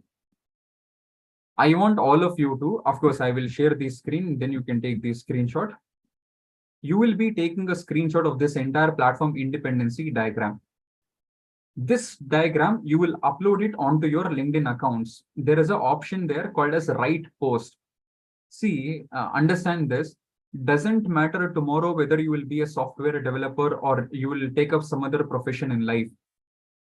End of the day, whether you're a software engineer, mechanical engineer, or a civil engineer, or a teacher, or any, you could be doing any profession in life. End of the day, we are all marketing executives. We are all sales executives. Sir, how, as a software engineer, I will be a sales executive, sir? Unless and until you showcase your skills to your team, you showcase your skills to the company will not value you. The company is not going to recruit you. The company is not going to pay you salaries. So it is extremely important to showcase all of these skills that you possess. It is for your company, it is for your manager to notice it, that what kind of a potential resource are you to the company. In that aspect, maintaining your LinkedIn profile becomes extremely important. Now, it is not like Facebook or Instagram that you keep scrolling through the posts of others. In this platform, it is extremely important that you also partially act like a content creator. I don't know how many of you are in fact aware of this. Literally today, content creation happens to be one of the profiles in the companies. It is one of the roles in the companies. Having this creative thinking and writing the content for the company is a paid job today in 2023. So, sir, my English is not as fluent as yours. So I'll not be able to write a paragraph in English, sir. So how can I do it? How will I be able to create a post on LinkedIn? You should try. Unless and until, see, nobody has born Shakespeare from their mother's womb. If I mean, I would not say my English is also extremely perfect, but whatever the English I'm able to speak, it is also years and years of hard work and efforts. The more you practice, the better you are going to become at it. If you don't speak to your friends, you speak in your native language. ए भाई चल हम यहाँ चलते हैं, चल हम वहां चलते हैं. You speak in native language. Rarely, whenever, once in a blue moon, whenever you have to go and speak to your faculties, maybe that time you are going to use English. How do you think suddenly when you join the company, you will become the best speaker in the company? Nobody is going to use a magic wound across you and you will become an expert in English. At the same time, I'm not expecting any Oxford English.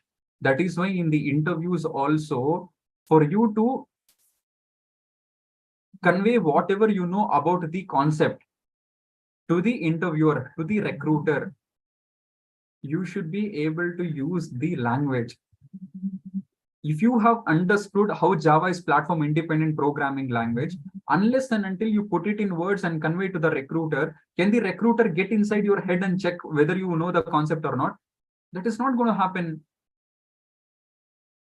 That is why in the interview rounds, there is this dedicated round called as group discussion, where they want to see how you're going to respect your peers, how you're going to keep your point ahead in front of the team, how you're going to frame your sentences. But unfortunately, especially we Indian students, we think group discussion is nothing less than a roadie's audition. I don't know how many of you knew this. I mean, previously there used to be this show called as Roadies on MTV, where people used to come, they used to showcase their skills, and literally they used to fight, they used to get into verbal argument. That is not what group discussion is. It is there in the name itself. It is not about shouting on others and making sure your point is heard. It is at the same time respecting your peers' opinion, you trying to keep forward your opinion. That is what is called as group discussion. Now I see there are messages in the chat asking for today's attendance link. If you're so eager to give the attendance and leave the meeting, you can leave now. You will not be given attendance. When I'm speaking, I don't expect anybody to interrupt me. So you don't want me to read out your names, Pavitra and others. Have patience. I know when to send the attendance link. I don't need anybody to remind me that. Hence, it is extremely important to have basic English speaking skills because it is a universal language. Everybody across the world is going to speak. Tomorrow, if your company is going to have clients from USA, from Australia, obviously you can't speak to them in Hindi, you can't speak to them in your native language, you can't speak to them in Marathi. You have to use a common language which the other person will also be able to understand. Anyways, coming back to the assignment here, I want all of you to create a LinkedIn post where you're going to share the screenshot of the screen that I will show it after I am done speaking, the platform independence, and whatever all of you have understood about how Java has been able to achieve platform independency, how platform independent happens to be the most important feature of Java. At least I expect 4 to 5 lines of content written along with the image that you have attached. Sir, we can't do that much also, sir. Don't worry, technology has made your jobs even more easy here. Hindu Krishna, which language do you understand? I told you not to remind me to send the attendance link. I know when to send it. Have patience. If not, you can leave the session.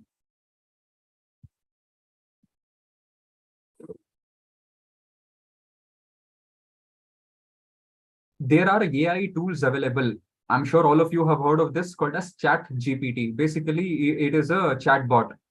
You go to the chat. I mean, I don't even know how many. Okay, do one thing. All of you, please raise your hands. How many of you have used Chat GPT so far? Oh, good to see. Please raise your hand, everyone. Those of you who have at least used Chat GPT once. There are 517 participants. The amount of hands that are raised so far, please raise your hands, those of you who have used Chat GPT.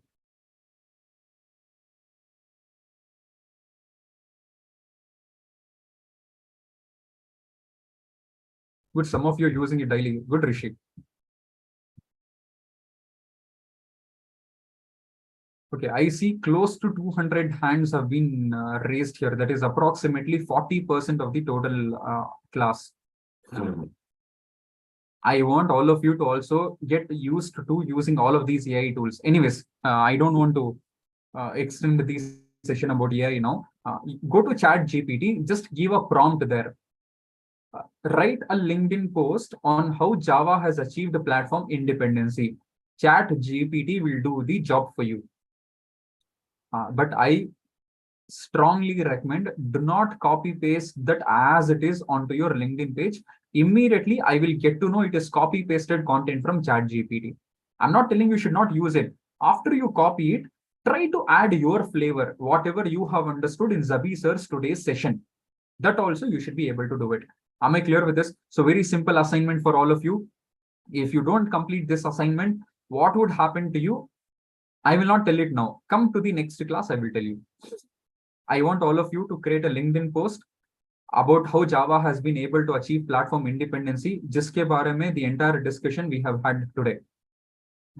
You take a screenshot of my screen, post it there. Screen means not my face, man. I will share the screen. And also, at least 4 to 5 lines of one paragraph should be written there. Now, sir, how will you get to know whether we have created or not?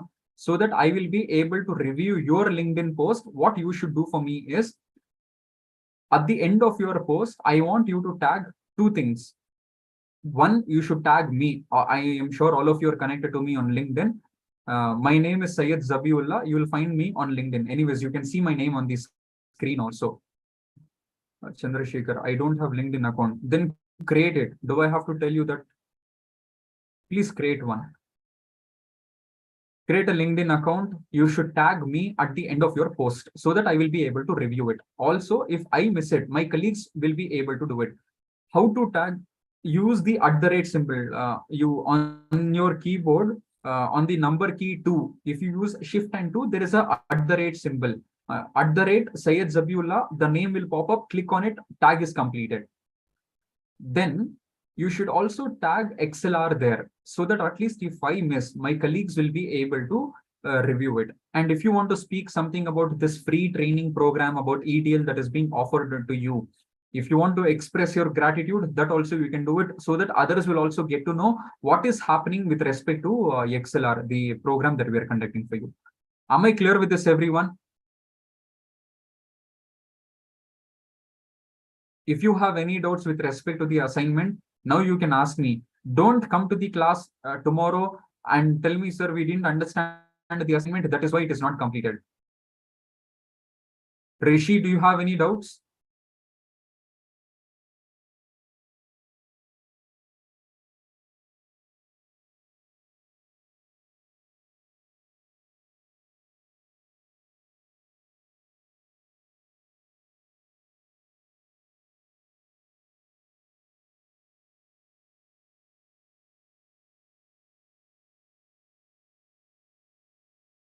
I have also shared my LinkedIn profile link, and in some time, Amar sir would also share you the ExcelR official LinkedIn accounts link. So both of them, you will have to tag it in your post so that we will be able to uh, have a reach and also will be able to review it.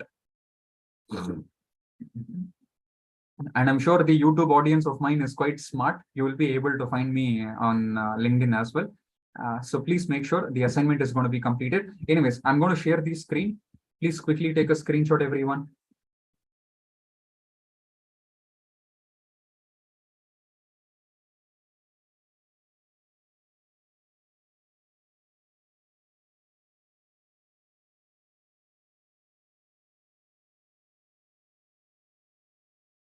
I think now this would be a better view. Please take a screenshot of this.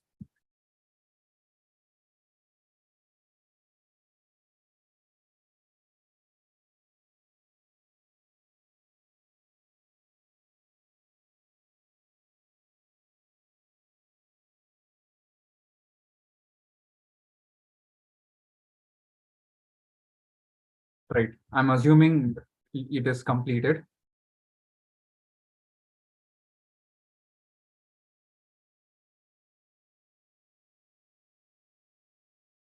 Have all of you taken the screenshot?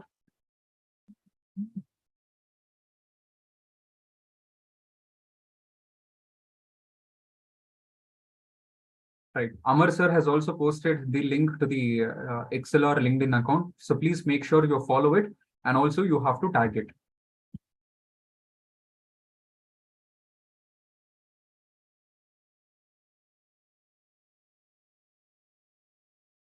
Right. Great. Next what, sir? Now observe this.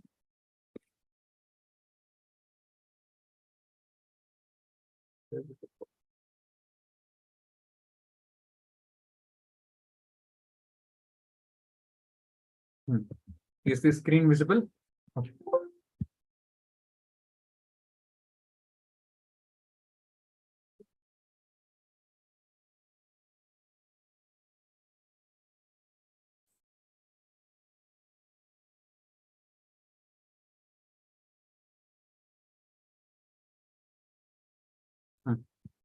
Right. Next, what are we going to be discussing, sir? I had told you this when I was speaking about the origin of Java, the history of Java. Most important features of Java. Java is a platform independent programming language. This you have been able to understand today. Everything from the start till the end, everything about this you have been able to understand. Secondly, I also remember telling that Java happens to be an object-oriented programming language. What is the meaning of this programming paradigm? Just a small glimpse I had given when I was teaching the history of the 3 programming languages.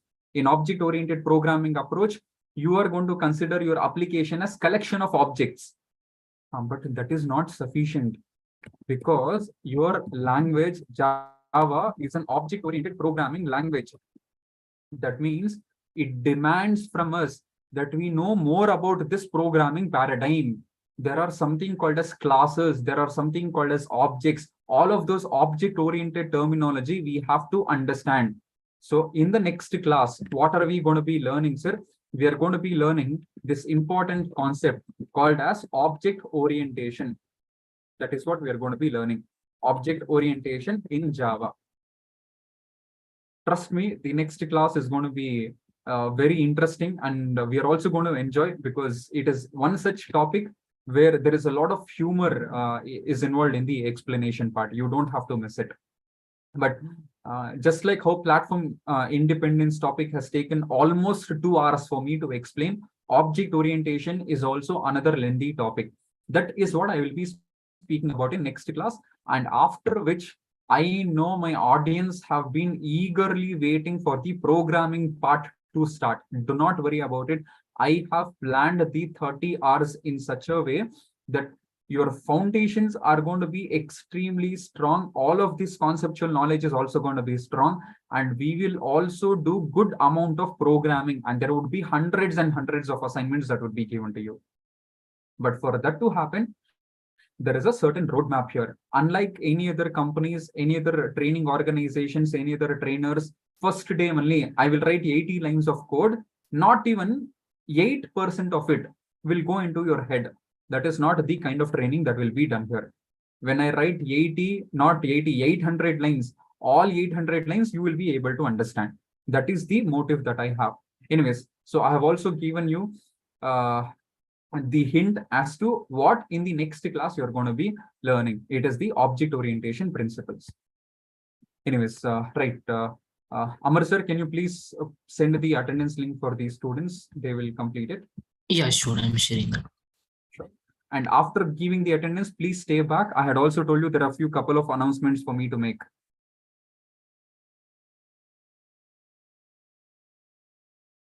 There is a interesting announcement with respect to the assessment that was conducted yesterday. So please provide the attendance and stay back.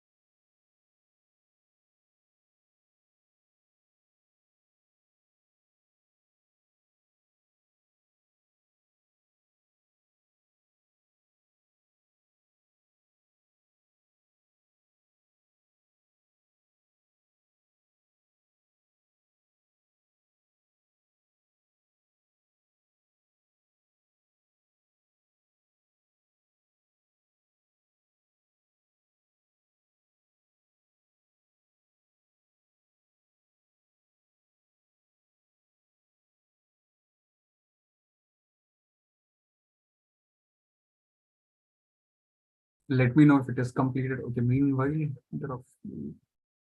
sir, what if we don't compile the code and directly execute the code? Purva, that is not possible. Okay,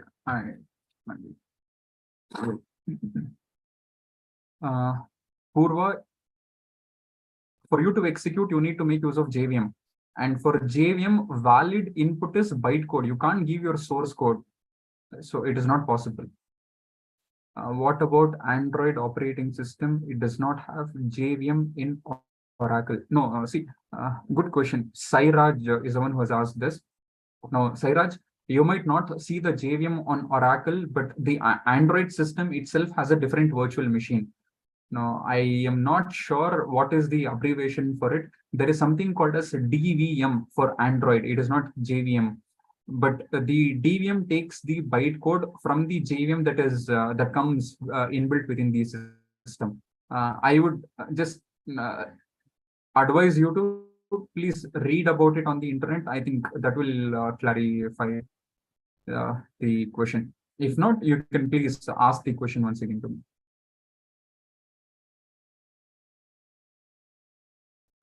Okay, I see some confusion with respect to assignment also here. For one last time, I'm going to clarify it. You will have to create a post about the platform independence feature of Java. So for which the screenshot of my paint screen should be attached, and along with that, you should explain in your own words, what did you understand? How Java is platform independent? What is the life cycle of Java? How important JVM is? JVM is a platform dependent software. That is what you should be able to do it. Ayush, type my full name on LinkedIn, you will find it. You will find me. Surya Prakash. Sir, you teach HTML and CSS. I wish I could, Surya, but unfortunately, in 30 hours, I don't want to make you all master of none, jack of all. I hope all of you have heard it. So I want to restrict myself to one thing. At least become better in Java at this point of time. Good, Rasagna. Rasagna says master one. Maybe in the future, I will take separate training sessions on front end where HTML, CSS, Bootstrap, JavaScript, and one of the frameworks of JavaScript can also be taught. Prithvi, sir, how to post the screenshot in LinkedIn? Prithvi, when you click on write post, there is an option for you to attach image. You will be able to do it. Never ever all of you have asked how to use Instagram, but now there are so many questions how to use LinkedIn. Oh, Harsh, thank you so much. In the last class, I had asked all of you to complete an assignment and come for the class. The differences between header files and library files. Who has completed the assignment? I will give you the opportunity to unmute and speak. Do not miss out on this such an important opportunity. You are going to be highlighted in this entire program. So please let me know if you have completed the assignment.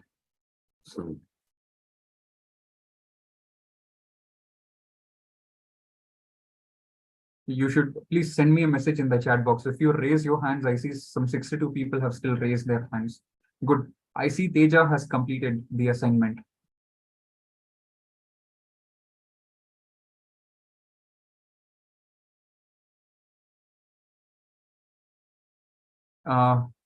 Siphon, I would have definitely done it, but then the problem would be then students would start complaining that the explanation is not understandable because I'm speaking a little fast. So no, I mean, you don't know the context, everyone. He is asking me to speak a little fast so that he can gain more knowledge. But I think this pace would be better for everyone.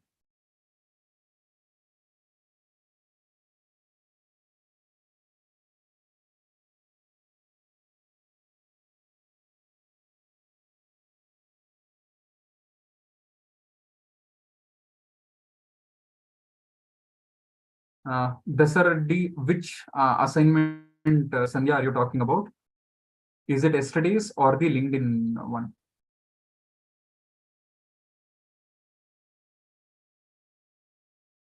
Yesterday, is it? Okay. No, unfortunately, Sandhya, we don't have any mechanism to verify that, but we just have to trust our instincts and assume that everyone have been honest while uh, taking up the assessment yesterday. Okay, anyways, I'm still waiting. I want one of you to explain to me what is the difference between header files and library files. Who will be uh, willing to do it? Please do send me in the chat box. Ayush, I have repeated the assignment 2 times. I'm sorry, I will not be able to do it. Please watch the recorded session once again. Okay, I see that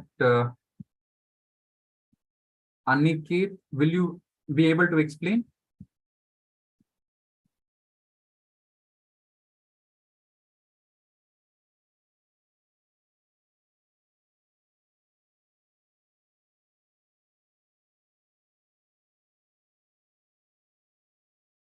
All of you, please stay back. I have got more announcements to make.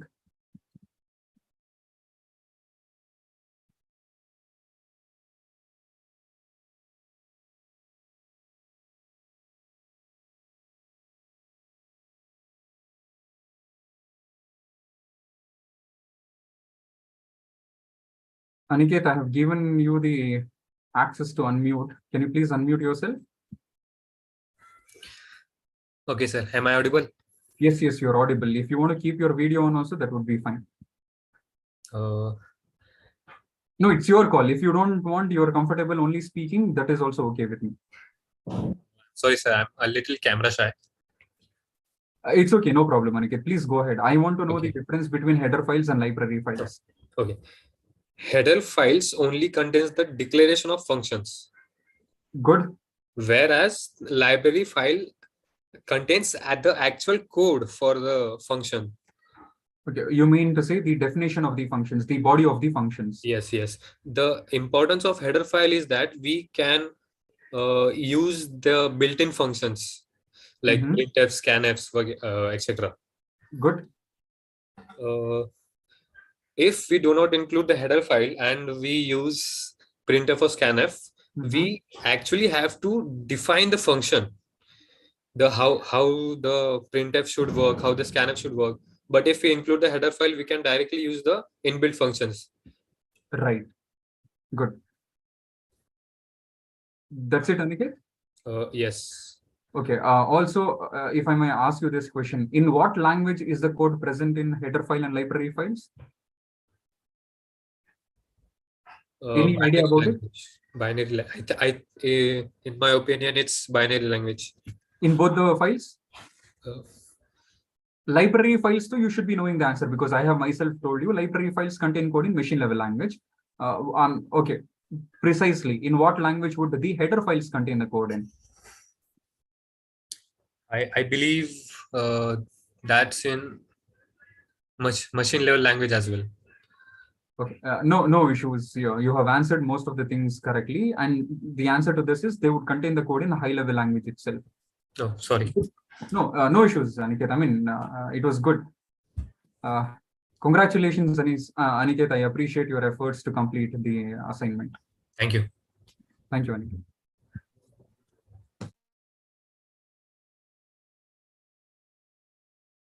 Okay, good to see that some of you have taken this training quite seriously and you're also following the instructions.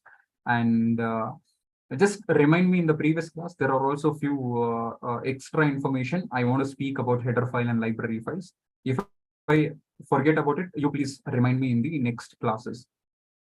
Okay, another important announcement. Just give me a second. I have to log into the portal. I was happy to see yesterday's students' performance in the assessment, and we have been able to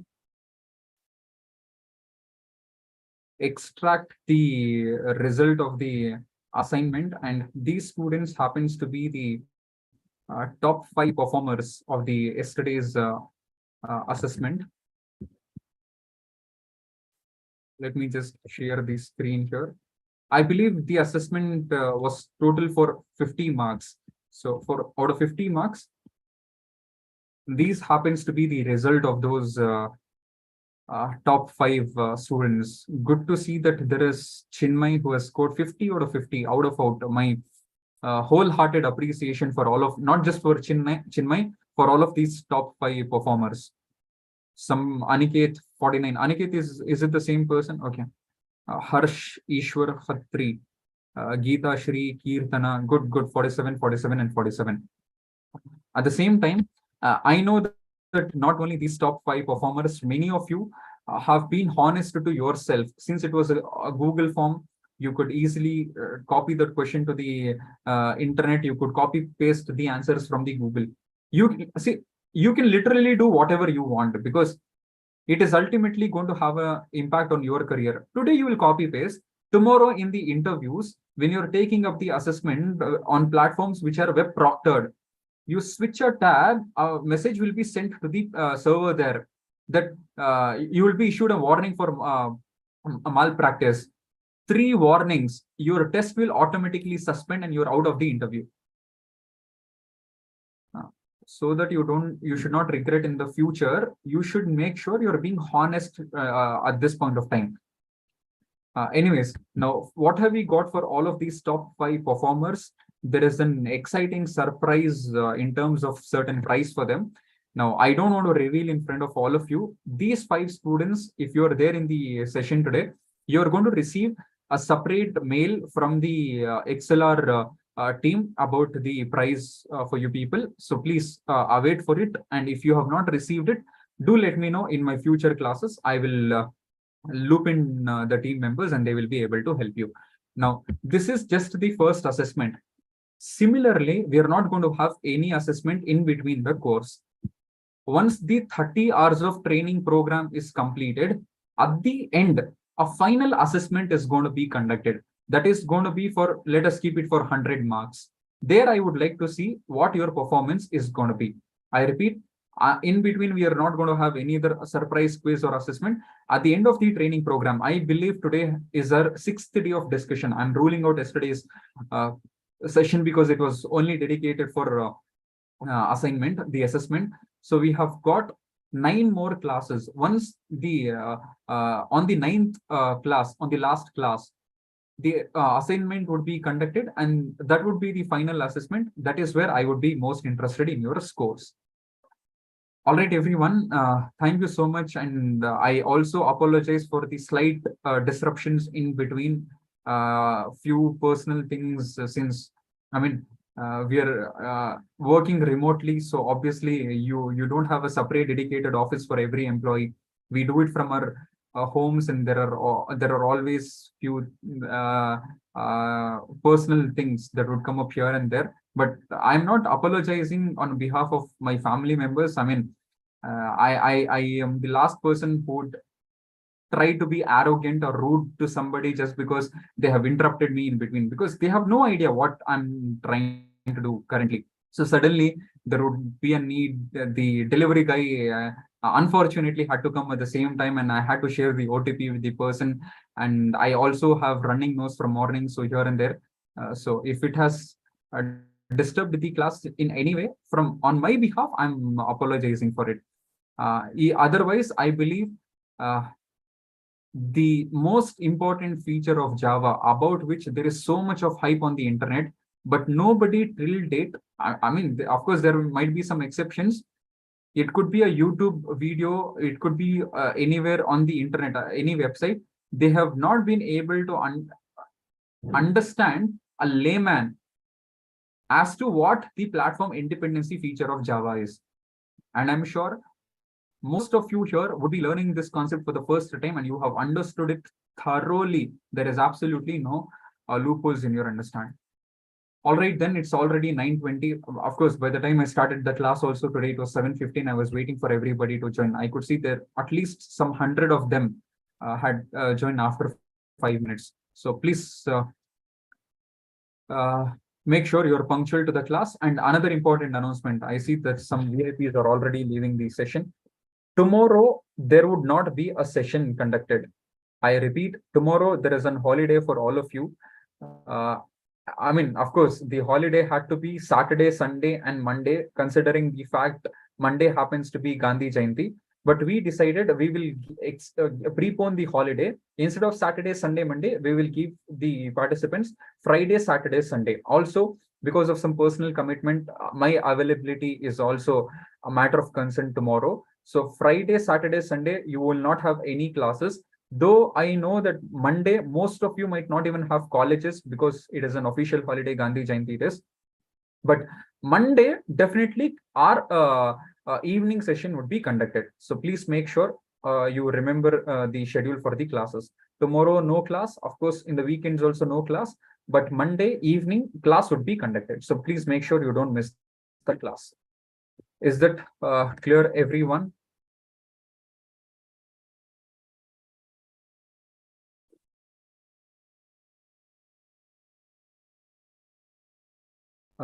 Parvati, I understand your concern, but I'm so sorry, the link is not accepting the responses anymore. We have closed the accepting the responses option for that particular assessment.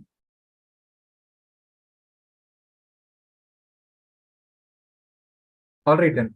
Thank you so much, everyone. I believe it was another fruitful discussion, and you have been able to understand such a important technical concept as to how Java has achieved platform independency. And in the next class, please come prepared to interact a lot. It is the object orientation concept that you will be understanding it.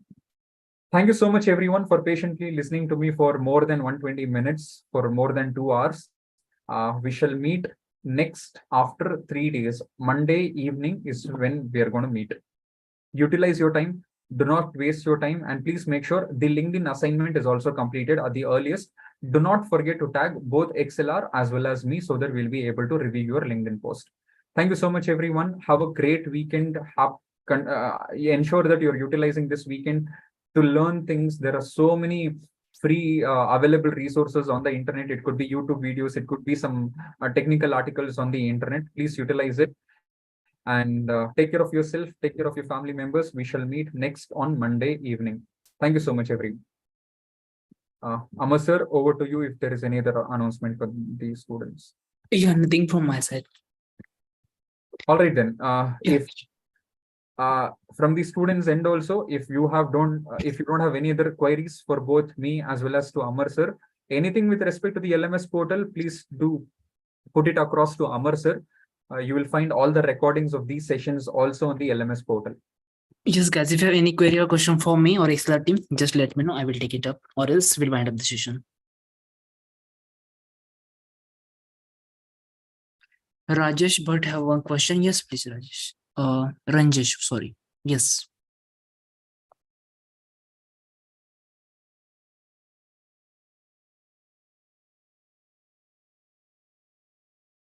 So for assignment, there is no any separate link. So if you're still not clear with the assignment, just go through the recorded session once again. You will get the perfect idea. So Ranjesh is saying that, sir, I want digital marketing. So please do one thing, drop an email. Also, Parvati, if you're there in the session, yes, I see that you're still there. If it is possible, please do send a mail to the ExcelR team. We will send you a separate link for the assessment. I know your score will not be considered, but Amar sir, she happens to be curious about the questions. She wants to see where her knowledge levels stand. So please, if possible, send across a assessment link to Parvati separately. Yeah. So Parvati, can you please drop an email or else contact me over WhatsApp? That will be good. I will make a copy and then I will share with you. Perfect.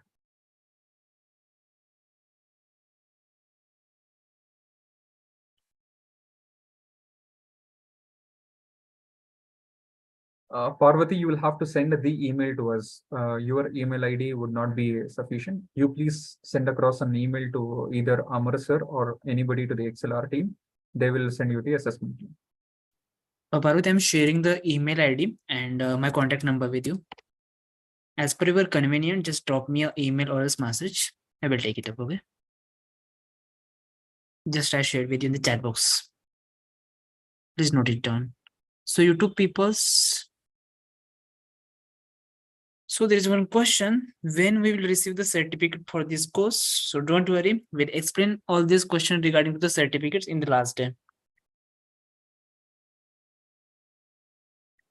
Okay, Nurata, same thing.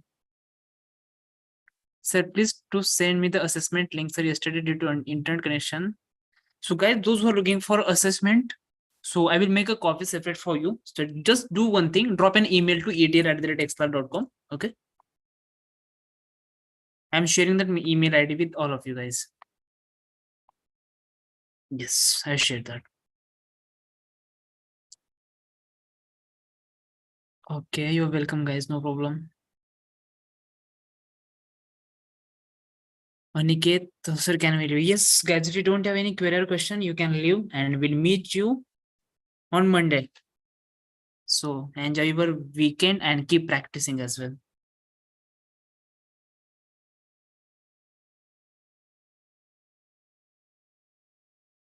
Okay, then thank you so much all of you for joining the session, and thank you for your valuable time. Bye bye. Good night.